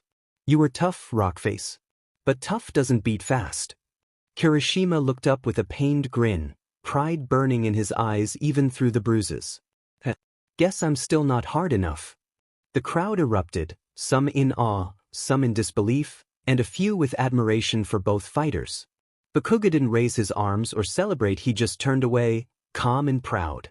He didn't need the cheers. The win was enough. And behind him, Kirishima laughed quietly, already planning how he'd hit back harder next time. Izuku sat at the edge of the training field, wide-eyed and completely spellbound. He couldn't tear his gaze away. His breath caught in his throat, heart pounding against his ribs like a drum as he watched the smoke clear and Katsuki Bakugo stand victorious, tall and powerful against the glowing embers left behind from his last devastating attack. The sun glinted off his gauntlets, casting sharp reflections across the scorched ground, and his blonde hair flickered in the breeze like the mane of some unstoppable force. The fury in his movements, the precision, the raw explosive talent, it was everything Izuku had always admired.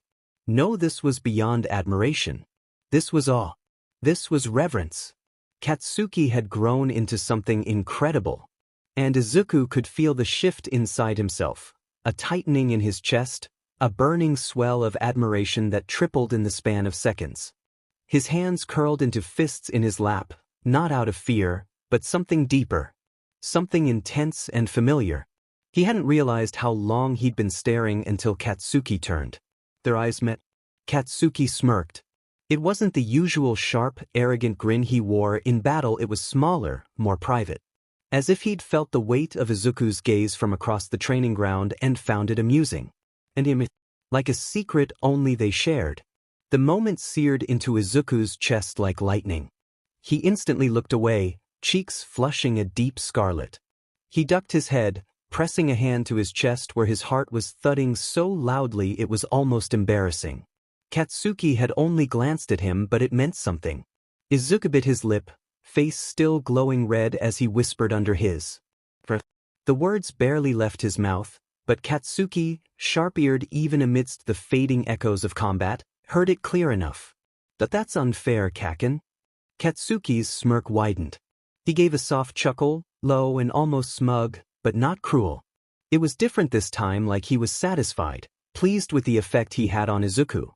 He rolled his shoulders as he turned away, not saying anything, but his smirk lingered. Before Izuku could recover, the commanding voice of Aizawa rang out from the far side of the training field. Midoriya. Kaminari. You're up next. Izuku blinked and stood quickly, snapping back to attention as adrenaline replaced his fluster. He brushed imaginary dust off his pants and turned toward the center of the ring, his expression shifting into one of calm focus. He could still feel the warmth on his cheeks, but he pushed it down. There was a match ahead. His match. Kaminari Denki met him halfway across the field, offering a lopsided grin that didn't quite mask the nervous energy in his eyes. Go easy on me, yeah? He joked, rubbing the back of his neck. Izuku smiled, kind, confident, and steady. I'll do my best, Kaminari-kun, he replied, his heart still echoing the rhythm of a moment he wasn't sure he'd ever forget. Two students stepped forward under Aizawa's calm gaze.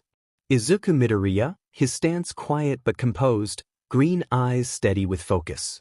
His combat gear was lightly modified to accommodate his unique quirk, a sleek set of gloves with small sensory nodes that tracked his neural patterns, designed to stabilize the strain of his psychic abilities. Across from him stood Denki Kaminari, electricity already crackling faintly around him. His usual easygoing expression was tinged with a touch of nervousness, but his posture was ready. Midoriya. Kaminari, Aizawa called, stepping back as the training field rumbled beneath their feet. Begin. The buzzer rang. Kaminari acted first, moving both hands forward as a surge of electricity burst from his fingers in a wild arc. Yellow lightning forked through the air, searing toward Izuku with reckless speed. Izuku didn't move. Instead, he raised one hand and the air shifted. The lightning halted mid-flight. Crackling energy pulsed in place, suspended in a shimmering green haze of psychic force just inches from Izuku's chest. With a flick of his fingers, he pushed and the bolts shattered apart like glass, dispersing into harmless static. Kaminari blinked, stunned. No way! Izuku didn't give him time to recover. With a focused breath, Izuku extended both arms and the ground beneath Kaminari's feet buckled. Chunks of debris lifted into the air around him, swirling like orbiting satellites as Izuku's eyes glowed faintly with emerald light. A pressure filled the air, like the gravity itself had shifted. Kaminari jumped back instinctively, gathering another charge in his palms. You asked for it, he shouted, grinning now as he surged forward. This time, he didn't just throw bolts, he channeled them through his body, using the electric energy to boost his speed. He zipped toward Izuku in a blur of yellow and white, feet crackling with energy as he aimed a shock-charged punch directly for Midoriya's chest. Too slow. Izuku didn't dodge. He reached out with his mind. An invisible wall of psychic pressure erupted between them, stopping Kaminari's fist cold in midair. The lightning crackled violently against it, but the barrier held. With a flick of his fingers, Izuku redirected the force, sending Kaminari flying backward with a sharp wave of kinetic energy. The electric user slammed into the ground and rolled, groaning as he pushed himself up on one elbow, static dancing across his scorched sleeves. He laughed breathlessly. Man, I knew you were strong, but that's just not fair. Izuku didn't smile. His expression was focused, determined. He slowly raised his hand again, and this time, Kaminari rose with it. Suspended in midair by an invisible grip, Kaminari flailed for a moment before electricity surged around him in a desperate counter. Sparks burst violently, and Izuku winced, his telekinetic grip faltering slightly under the disruption. Kaminari twisted, using the break to hurl a final burst of raw lightning toward him. Izuku responded with a wave of his hand, catching the energy in a telekinetic field and crushing it midair. The light fizzled out with a sharp pop. He stepped forward, eyes glowing. Then, with a smooth motion, he pulled Kaminari down hard before stopping him just inches from the ground, held in place by an invisible force. It was over. Aizawa raised his hand. Winner, Midoriya. The field fell into stunned silence before a wave of cheers erupted. Even Kaminari was laughing breathlessly as Izuku gently set him on his feet, wiping his brow with a sheepish grin. Remind me never to pick a fight with a guy who can throw me without touching me, Kaminari joked, brushing off the dust. Izuku chuckled, rubbing the back of his neck. Sorry about that. I kind of got carried away. But deep down, something flickered behind his eyes, a quiet, growing power that, for the first time, felt like it truly belonged to him. Katsuki Bakugo stood frozen, his arms crossed tightly over his chest as the dust settled over the training ground. He hadn't realized he was holding his breath until he let it out in a sharp exhale, eyes narrowed and jaw clenched tight. What he had just witnessed wasn't some fluke or lucky shot. It wasn't even just impressive. It was terrifying. Izuku Midoriya, once the quirkless crybaby who trailed behind him like a lost puppy, had become something else entirely. Powerful didn't even begin to cover it. That telekinetic display wasn't raw power thrown wildly around. It was precise. Controlled. Ruthlessly efficient. Izuku hadn't even moved from his spot, and yet had dismantled Kaminari with nothing but a raised hand and that focused, calculating stare. A shiver ran down Katsuki's spine before he could stop it. He'd always known that Izuku would grow stronger someday. The nerd had enough determination to bulldoze through the impossible. But nothing could have prepared him for this. This wasn't the kid who needed his protection. This wasn't the kid who looked up to him like he was some kind of invincible hero. No, this was someone who could probably tear an entire building off its foundations and hurl it with his mind. And he'd smile while doing it. Katsuki's crimson eyes trailed over Izuku's form as he walked off the field, chest rising and falling rapidly from overexertion, sweat gleaming along his jawline, his green jumpsuit clinging to the muscle he'd spent years training into perfection. He was strong physically, mentally. Unshakable. And worst of all, he knew it. As he approached the seating area, Izuku turned his head and caught Katsuki staring. He smirked. The absolute nerve of him.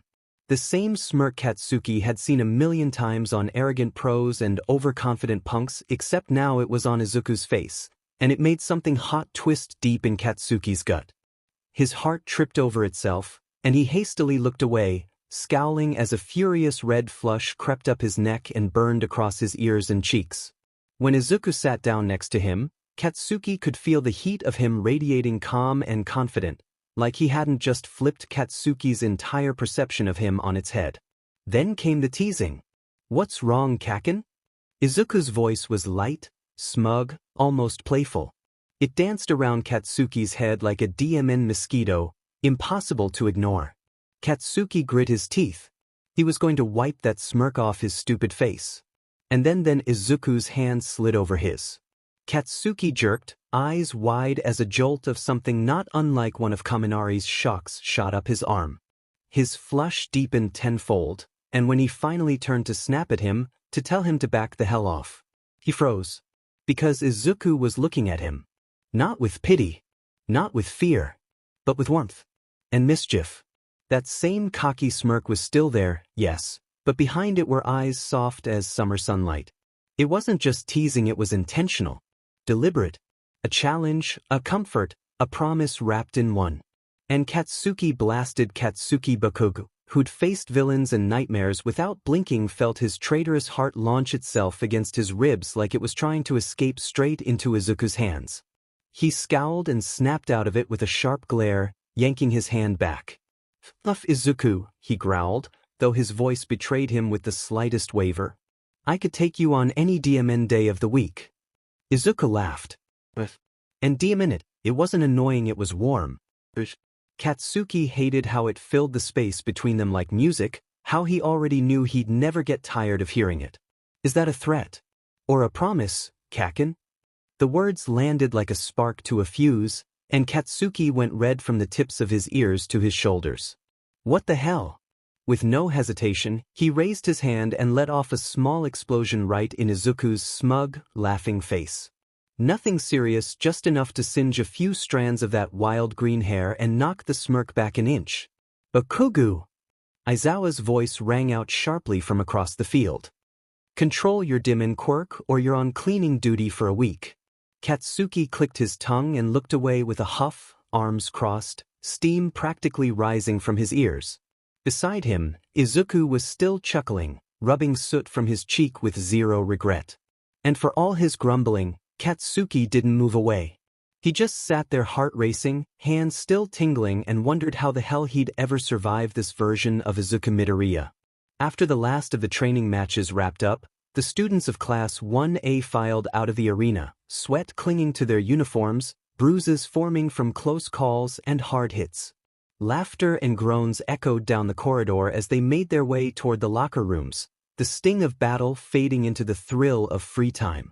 Katsuki Bakugu walked alongside Izuku Midoriya, his expression neutral but his eyes still flickering with the remnants of combat adrenaline. Izuku, however, looked more animated, his freckled face bright with excitement as he discussed everyone's performances with an eager spark in his voice. You really think Todoroki's aiming for precision more than power lately? Izuku asked, adjusting his towel around his neck as they entered the hallway near the showers. Obviously, Katsuki replied, crossing his arms. He's finally realizing brute force means nothing if you can't land the demon hit. Just as Izuku opened his mouth to respond, a familiar voice called out from behind them. Midoriya! Bakubro! Wait up! They turned just in time to see Denki Kaminari jogging toward them, his grin wide and energy crackling in the air around him, not literally, thankfully. Behind him, Mina Ishido, Eijiro Kirishima, and Hanta Siro followed closely, waving as they approached. Katsuki let out a low, irritated groan and rolled his eyes. Izuku, on the other hand, smiled warmly. Oh, hey guys, he greeted. What's up? Kaminari didn't slow down as he spoke. Everyone wants to talk to Midoriya about his quirk. Dude, you were unreal out there. Kirishima clapped a hand on Izuku's shoulder, eyes gleaming. That match with Denki? Bro, you wiped the floor with him. Denki didn't even get the chance to graze you. Denki puffed out his cheeks in mock offense, but laughed all the same. Hey, I tried. Mina practically bounced on the ball of her feet, her pink eyes wide. Seriously, I was on the edge of my seat the whole time. And the way you just flicked your finger and bam, his electricity vanished? That was so cool. She flailed her arms for emphasis, nearly hitting Kaminari in the face. Siro grinned and gave Izuku a friendly elbow nudge. You've got to train with me sometime, man. I want to see more of those moves up close. I bet your style would be awesome for dodging my tape. Izuku rubbed the back of his neck, his cheeks tinged pink from the barrage of compliments. He wasn't used to this kind of attention, but it was a welcome change from the scorn he used to face back in middle school. Thanks guys, he said, a little sheepishly. I've been putting in a lot of work lately. I guess it's finally paying off. Though, I won't lie, it's still really draining. Mentally and physically. If I overuse my quirk, it takes a serious toll. The others nodded in understanding. Still, it's paying off big time, Kaminari said. Seriously, you've leveled up like crazy. Kirishima thumped his own chest with a grin. Man, you've got to train with me too, Midobro. I'd love to see what you've got in a spar. Izuku smiled at the invitation but glanced toward Katsuki. I'd love to, Kirishima-kun. If that's all right with Kacchan. The air shifted slightly as all eyes turned to Katsuki. Even Kaminari held his breath as if waiting for an explosion, literal or otherwise. Katsuki scowled, running a hand through his hair with a frustrated sigh. If you want to fight him, then go ahead. I don't give a DMN. But I'm going first. A beat passed and then. Yes. Kirishima whooped, pumping his fist in the air. You hear that, guys? We're sparring with Midoriya. Mina and Siro cheered alongside him, and soon the group was buzzing with energy, circling Izuku and peppering him with questions about the mechanics of his quirk, how he learned to nullify Denki's electricity, whether he could use it in multiple ways. Izuku laughed nervously, a little overwhelmed but happy. Katsuki watched from the edge of the group, arms crossed, eyes half-lidded, but there was no real irritation in his face now, only a quiet, guarded pride he'd never put into words. Not yet anyway. 15 minutes had passed, and they were still going. Questions flew at Izuku from every direction. What did it feel like to nullify a quirk on impact? How did he manage his stamina? Izuku, ever patient and eager to help, answered each one with a sheepish grin and a thoughtful explanation. The crowd around him grew tighter, voices overlapping as they jostled closer. Katsuki stood nearby with his arms folded, jaw tight, watching the way the group clung to every word Izuku spoke. He didn't like crowds on a good day, and this wasn't one. His eye twitched when Kaminari asked Izuku again about the finger flick move. Alright, that's enough. Katsuki's voice cut through the chatter like a blade. Without warning, he stepped forward and grabbed Izuku by the wrist. Kacchan! Izuku yelped in surprise as he was yanked bodily from the circle. You can interrogate him another time, Katsuki snapped, dragging Izuku away with no intention of stopping. We're all sweaty and disgusting. Go shower. You idiots stink. A few voices piped up in protest. Kirishima's laugh, Mina's dramatic, come on. But Katsuki silenced the group with a single, venomous glare. That was enough to shut down any further whining. Izuku snorted with laughter as they retreated down the corridor. You didn't have to drag me, you know, he said, voice breathy from trying to keep up with Katsuki's long strides. Katsuki grunted but didn't let go until they reached the entrance of the boys' locker room. The tension in the air shifted as they stepped inside, the usual noise of chattering classmates muffled by the heavy walls. The room smelled of soap, sweat, and fabric softener. It was quieter now, just the distant sound of running water and the occasional clink of lockers. They walked side by side toward their lockers, which happened to be next to each other, a happy coincidence neither of them ever acknowledged out loud. Katsuki finally let go of Izuku's wrist and turned toward his own locker, fingers deftly spinning the combination. Izuku stretched his arms overhead, pulling off his training top in one smooth motion. The shirt clung to his skin before peeling away, exposing the taut muscles of his upper body to the cool air of the room. Katsuki's hand hesitated on his locker dial. Izuku had changed. No longer the scrawny, timid kid Katsuki had once known and took care of, he had filled out broad shoulders, sculpted abs, and lean, powerful limbs that spoke of long nights in the gym and relentless discipline. His biceps flexed as he pulled at his belt, and when he turned slightly, Katsuki caught a glimpse of defined calves that might even give Ida a run for his money. It was distracting. Katsuki turned sharply toward his locker, jaw clenched as he stared at the interior like it might scold him for looking too long. You gonna undress, Kacchan? Izuku asked, glancing over his shoulder with innocent curiosity. You're just standing there. Katsuki barked a response without turning around. I'm getting to it, DMN nerd. Don't rush me.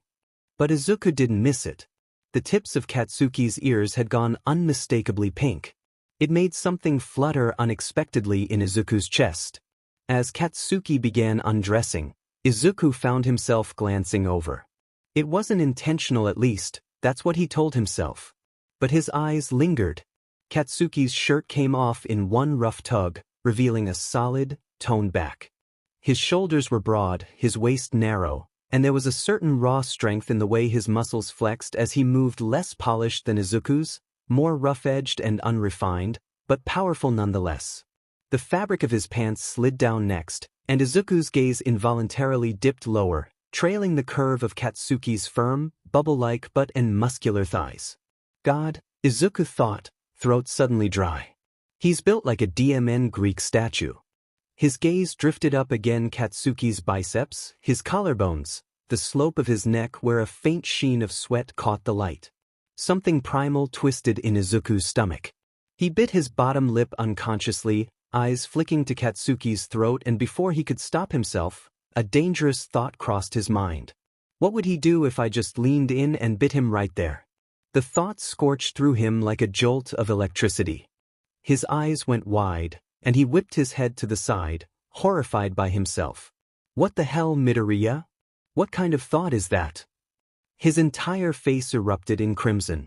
He hastily grabbed his towel and held it to his mouth, as if that would somehow muffle the storm of inappropriate thoughts currently wreaking havoc in his brain.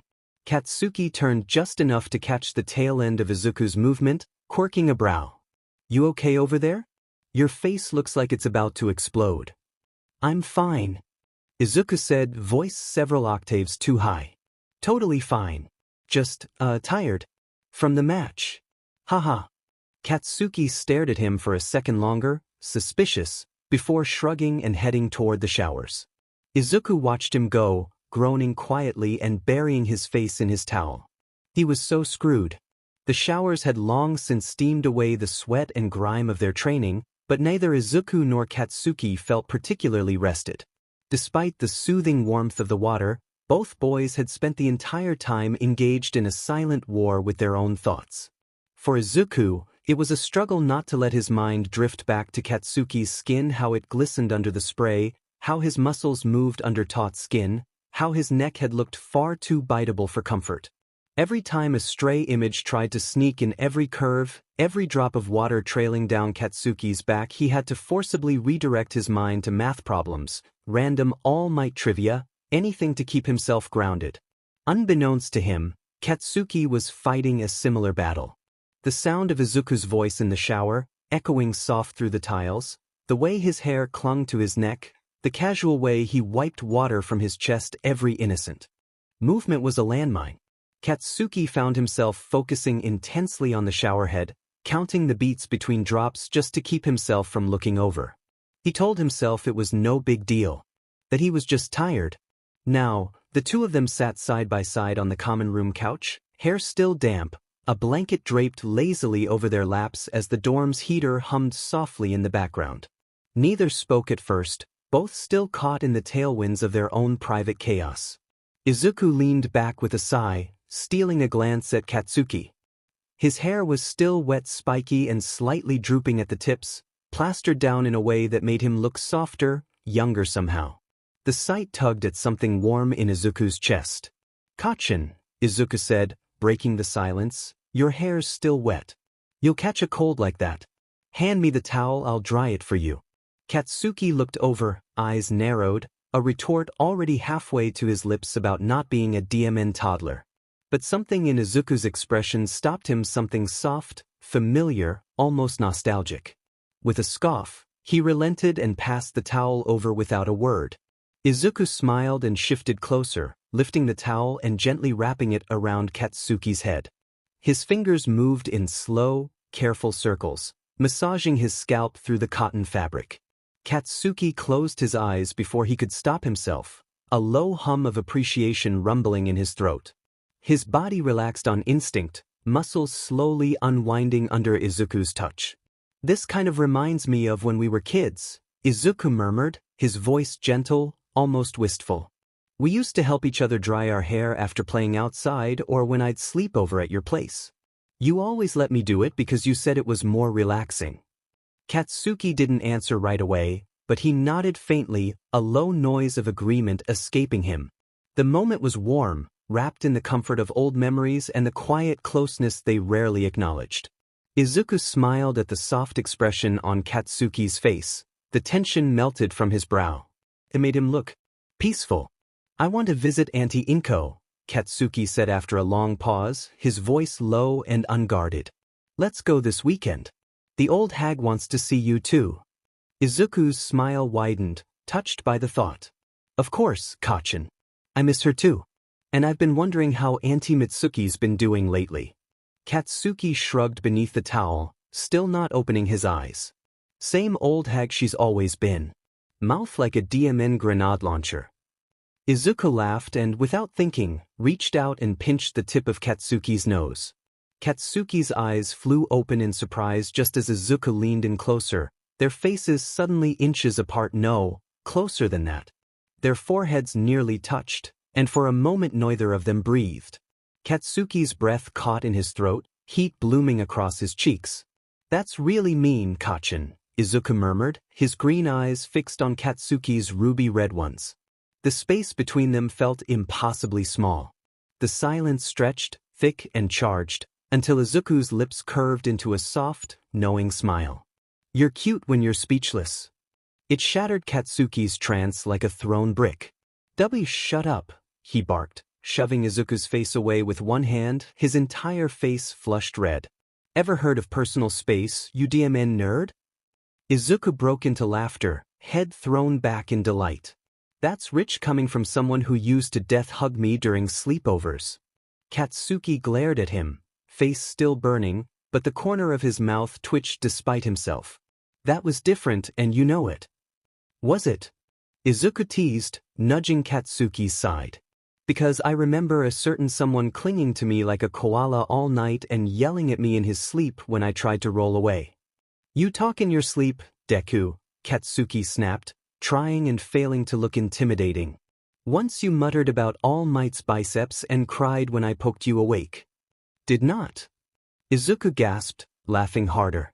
Katsuki didn't reply, but the color in his ears deepened, and he turned his head to hide the faint smirk tugging at his lips. The room fell into a comfortable silence again, the playful energy between them humming gently beneath the surface. They didn't speak the thoughts that lingered, the ones about how natural this felt, how good it was to be near each other like this again, how their closeness had shifted into something heavier, more electric, something they didn't yet know how to name.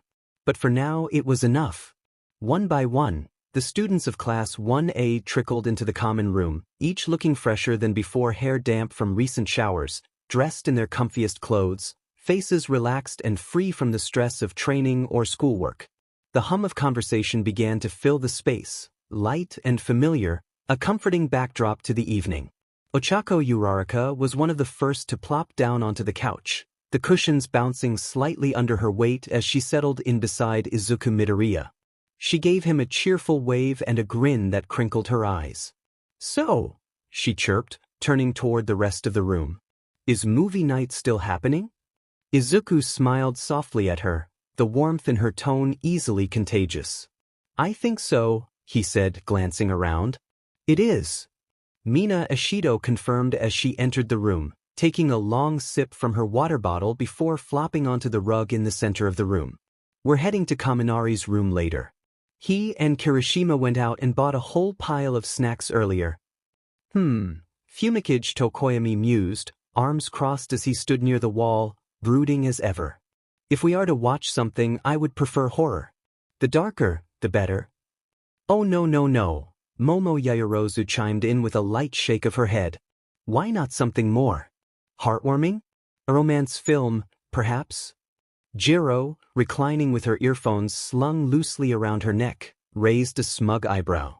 "A musical would be way better," she countered, her voice low but triumphant.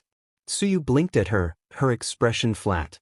"Ribbit, I think an action movie would be more entertaining," Tsuyu suggested simply, sitting cross-legged on the floor. "Oh, what about a comedy?" Ochako added, eyes gleaming with enthusiasm. "Something fun and light." The conversation quickly dissolved into a playful argument, voices overlapping and bouncing across the room as each student threw their favorite genre into the mix. Katsuki Bakugu sat on the arm of the couch with his arms crossed, gaze shifting from one classmate to another as they debated. He let out a long, exasperated sigh, already regretting not retreating to his dorm when he had the chance. The whole scene was loud and chaotic like always. Then, amid the clamor, a quiet but firm voice broke through. "What about a sci-fi movie?" Izuku's suggestion wasn't loud, but somehow it brought the entire room to a brief halt. Heads turned toward him, conversations paused, and then almost instantly the debate began anew, now with science fiction thrown into the mix. "Sci-fi, huh?" Ciro said, his eyes lighting up. "Actually, I haven't watched a good one in a while." A chorus of agreement followed, with classmates tossing out titles and series, discussing which ones were overrated and which were cult classics. As the group leaned into this new genre, Katsuki felt something shift inside him. He didn't say anything, but the corners of his mouth twitched upward. Of course Izuku would suggest sci-fi. He knew Katsuki liked those kinds of movies, had always known, even since they were kids. And as much as Katsuki would rather explode than admit it out loud, the thought warmed him in a quiet, unshakable way. Izuku turned toward him then, a smile dancing on his lips. Katsuki rolled his eyes reflexively, but the smirk still crept onto his face anyway, betraying his usual scowl.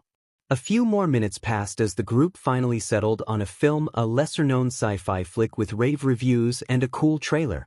Right on cue, the door to the common room swung open, and in walked Kirishima and Kaminari, both carrying bags filled with snacks, drinks, and a projector. All set, Kirishima announced. Kaminari's room is ready to go. Come on. With cheers and chatter, everyone stood and began filing out, excitement reigniting as they made their way down the hall. Katsuki trailed at the back of the group, his pace relaxed. Just beside him, Izuku slowed to match his steps. Then, leaning in a little too close, Izuku whispered, "I hope you still like sci-fi movies, Kacchan." The words were soft, almost a tease, but it was the warm breath against Katsuki's ear that made him freeze. His body stiffened, and his eyes widened as a shiver bolted down his spine. For a second, he was certain he could feel the ghost of Izuku's lips brushing his skin. Reflexively, he slapped a hand over his ear as if to trap the lingering sensation there. A hot flush spread across his cheeks and up to the tips of his ears. He turned to glare at Izuku, only to catch a brief, unmistakable smirk on the other boy's face. "Well?" Izuku asked, eyes gleaming with mischief. "Do you?" "Shut the F up," Katsuki snapped, voice low and flustered. He turned away and quickened his pace, hoping to outrun the ridiculous pounding of his own heart. Behind him, he could hear Izuku chuckle quietly, low and rich and far too confident.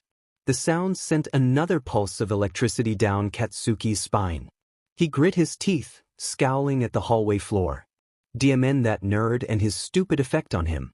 By the time they reached Kaminari's room, the lights were already dimmed and the projector was being set up. Blankets and pillows were scattered across the floor, creating a cozy nest of sorts, while others claimed beanbags or leaned against the walls. Katsuki immediately spotted the big, overstuffed beanbag chair and made a beeline for it.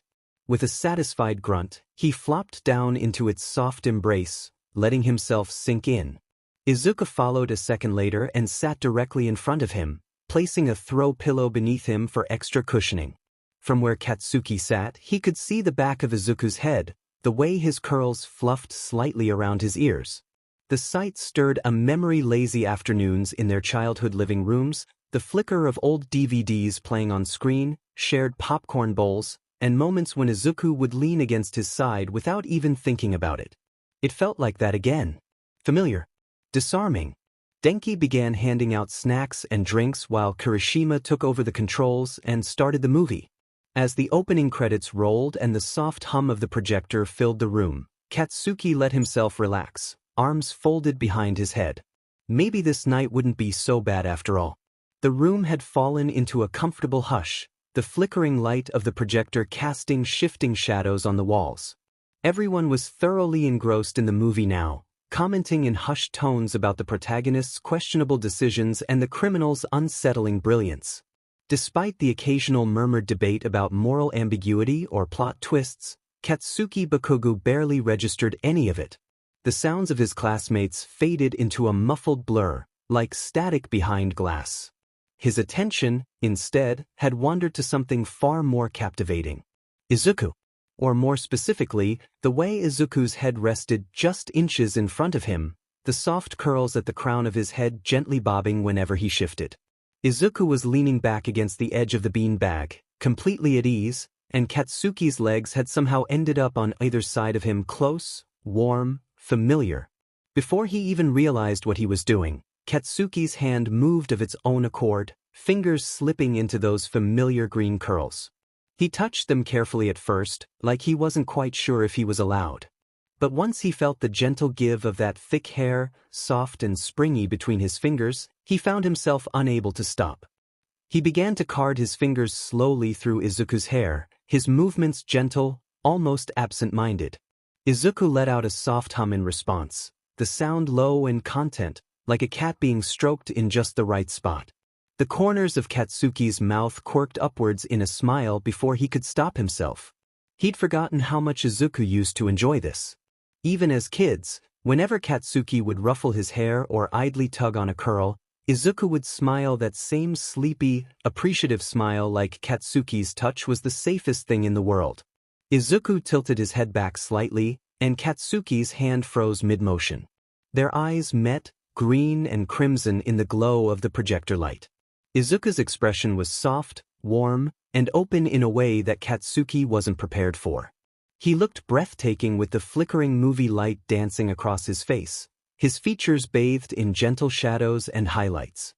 His smile was small but radiant, and Katsuki's heart skipped a beat so hard he swore it echoed in his ribs. Then, as casually as he'd looked up, Izuku turned back to the screen, as if the moment had never happened.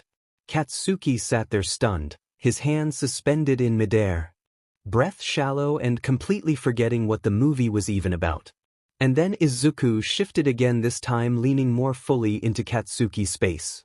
Without warning, his cheek pressed gently against Katsuki's thigh, soft and warm. Katsuki's whole body went rigid. His breath hitched sharply in his throat, his heart now hammering against his ribcage like it wanted out. He clenched the beanbag tightly with both hands, trying to ground himself. He couldn't let his thoughts spiral. Couldn't let himself overanalyze the way Izuku's face nuzzled ever so slightly into his leg like he belonged there. But it was impossible not to feel completely undone by the weight of Izuku's trust, by the realization that he was the one Izuku felt safe enough to lean on. Time passed in a strange haze. The movie trudged toward its climax, the room dark and quiet save for the occasional crunch of popcorn or sleepy yawn. Katsuki barely registered any of it. His attention kept flicking to Izuku, who by now had stopped moving entirely. His breathing had evened out, and Katsuki could feel it, a soft, rhythmic rise and fall near his leg. The guy had fallen asleep. Katsuki glanced around the room. Most of their classmates had dozed off as well, sprawled out in their makeshift nests of pillows and blankets.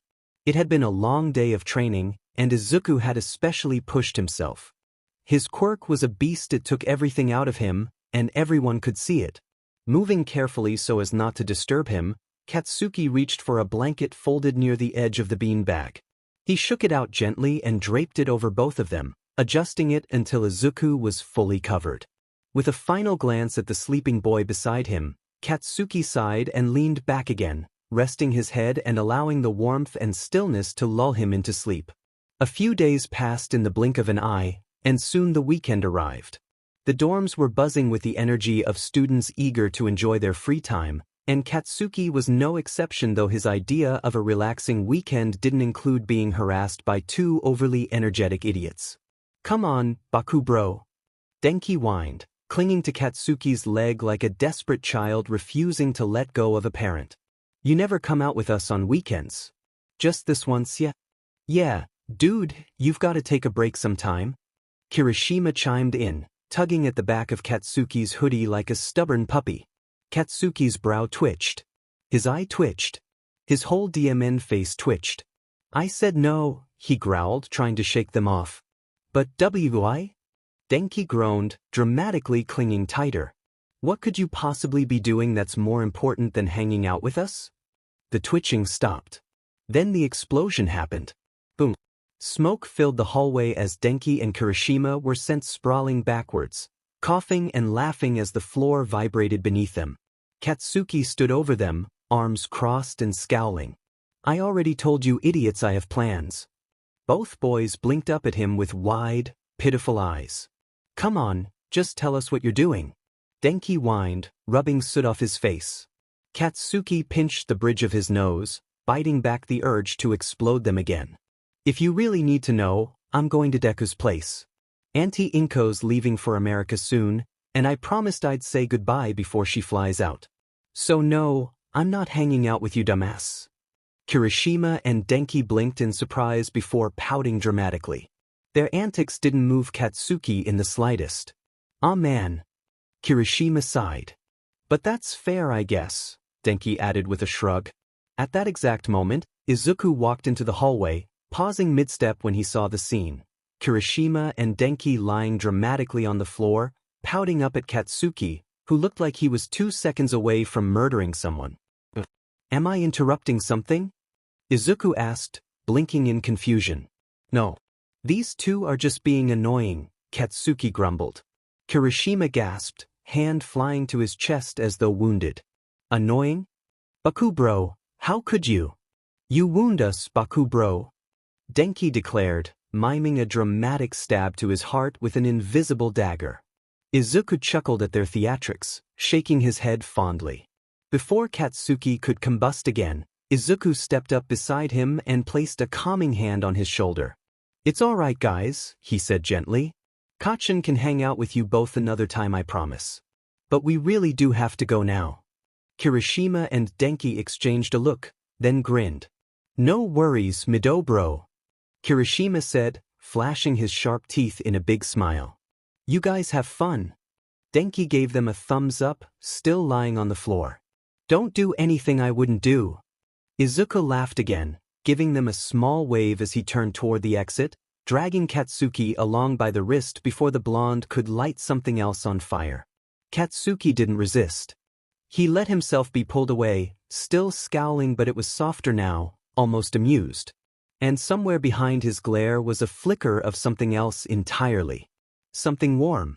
They walked together in companionable silence until the school gates came into view. Just beyond them, parked sleekly near the entrance, was a motorcycle. Not just any motorcycle, but a powerful sports bike with smooth lines and gleaming green accents that shimmered under the afternoon sun. Its frame looked like it belonged in a racing circuit, polished to a mirror finish and humming quietly with restrained power. Resting on the seat were 2 helmets, their glossy surfaces catching the light. Katsuki halted mid-step, his eyes narrowing on the sight before him. His expression twisted into disbelief. You're riding that? He asked, his voice rough with confusion. He looked from the bike to Izuku, as though trying to process how he, of all people, could be responsible for such a machine. Izuku didn't answer at first. He stepped forward casually, lifted the spare helmet with one hand, and tossed it toward Katsuki without hesitation. Katsuki caught it on instinct, still blinking as if his brain hadn't quite caught up with the moment. Yeah, Izuku finally replied with a light chuckle, slipping on his own helmet as he spoke. Mom was absolutely livid when I brought it home. She scolded me for weeks. Said I had a death wish. He laughed again, softer this time fondly, like he could still see her pacing their old kitchen, ranting with a wooden spoon in hand. But she came around. She knew it was something I wanted. Eventually, she didn't have a choice but to accept it. Katsuki didn't say a word. He stared at Izuku, the bike, the helmet now cradled in his arms. His silence wasn't the cold kind. It was stunned, a storm of thoughts clashing behind those red eyes. Izuku noticed. Wordlessly, he stepped toward him, his movements gentle. He took the helmet from Katsuki's slack grip and brought it up, carefully easing it over his head, as though he were tucking something precious into armor. Once it was secure, he gave the side of it a small, affectionate pat. Don't worry, Kacchan, Izuku murmured through his helmet's visor. I won't let anything happen to you. That simple statement jolted Katsuki out of his daze like a slap to the face. He blinked rapidly, startled by how easily Izuku could disarm him without even trying. It was becoming a dangerous pattern, this trance Izuku seemed to trap him in with just his presence. He scowled, the familiar heat of irritation rising to mask the complicated feelings stirring in his chest. I don't need your protection, Demon Nerd, he growled. I can take care of myself. Izuku's lips curled into a smile beneath his helmet. Katsuki couldn't see it, but he could feel it in the air, warm and amused like always. A gentle hand landed on his shoulder, firm and reassuring. I know, Kacchan. But I still want to protect you. You mean more to me than my own life. The words were soft ending, but they sliced through Katsuki like lightning, chilling his spine and sending his thoughts spiraling. He didn't know how to respond, didn't trust himself to even try. Before he could find the words, Izuku turned and climbed onto the bike, the engine rumbling softly to life beneath him. Without looking back, he patted the seat behind him. Well, you coming or what? Katsuki hesitated for only a second before climbing on. He sat rigidly, the position unfamiliar and tense, his hands hovering uncertainly at his sides. Izuku reached back, felt for his hands, and guided them around his waist, looping them snugly. There? Izuku said with a teasing lilt. Don't want you falling off me now, do we? The bike roared to life, and instinctively, Katsuki tightened his grip. He could feel the steady beat of Izuku's heart under his palms, and it made him feel something he didn't want to name. The wind whipped past them as they sped through the city streets, weaving through traffic with ease. The buildings blurred around them until, at last, they pulled up in front of a high-rise apartment hotel, its architecture modern and grand. Izuku parked the bike near the entrance, dismounted smoothly, and waited for Katsuki to follow. Together, they walked into the lobby. Room for Midoriya, Izuku said at the front desk. The reaction was immediate. The receptionist gasped, eyes going wide, and within seconds, the staff was in a flurry.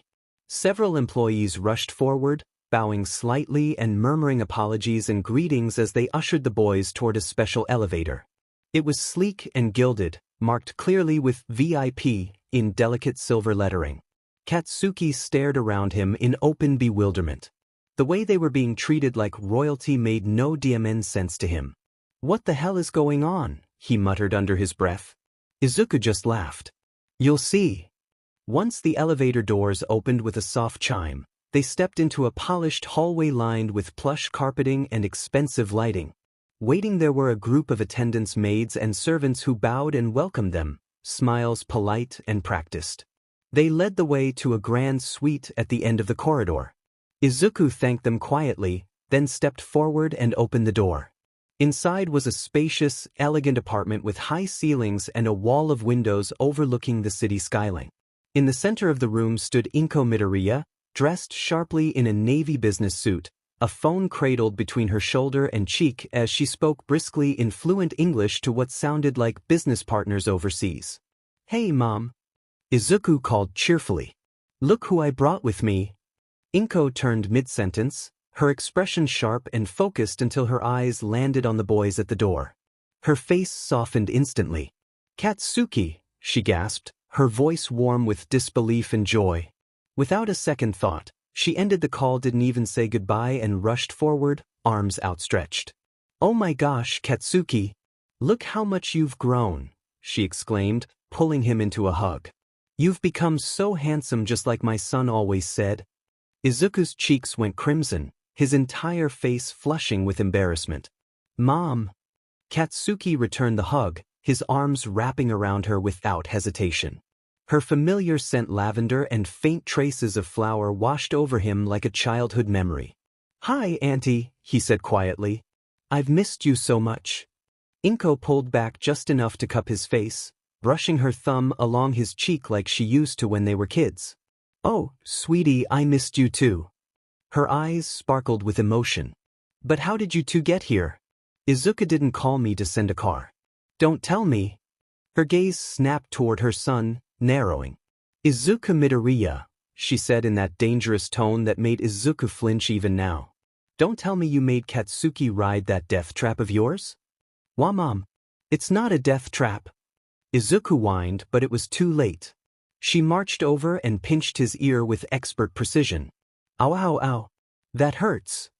We have cars, Izuku. Chauffeurs. And you thought it was a good idea to bring Katsuki here on that menace on wheels. We made it here safe and sound, didn't we?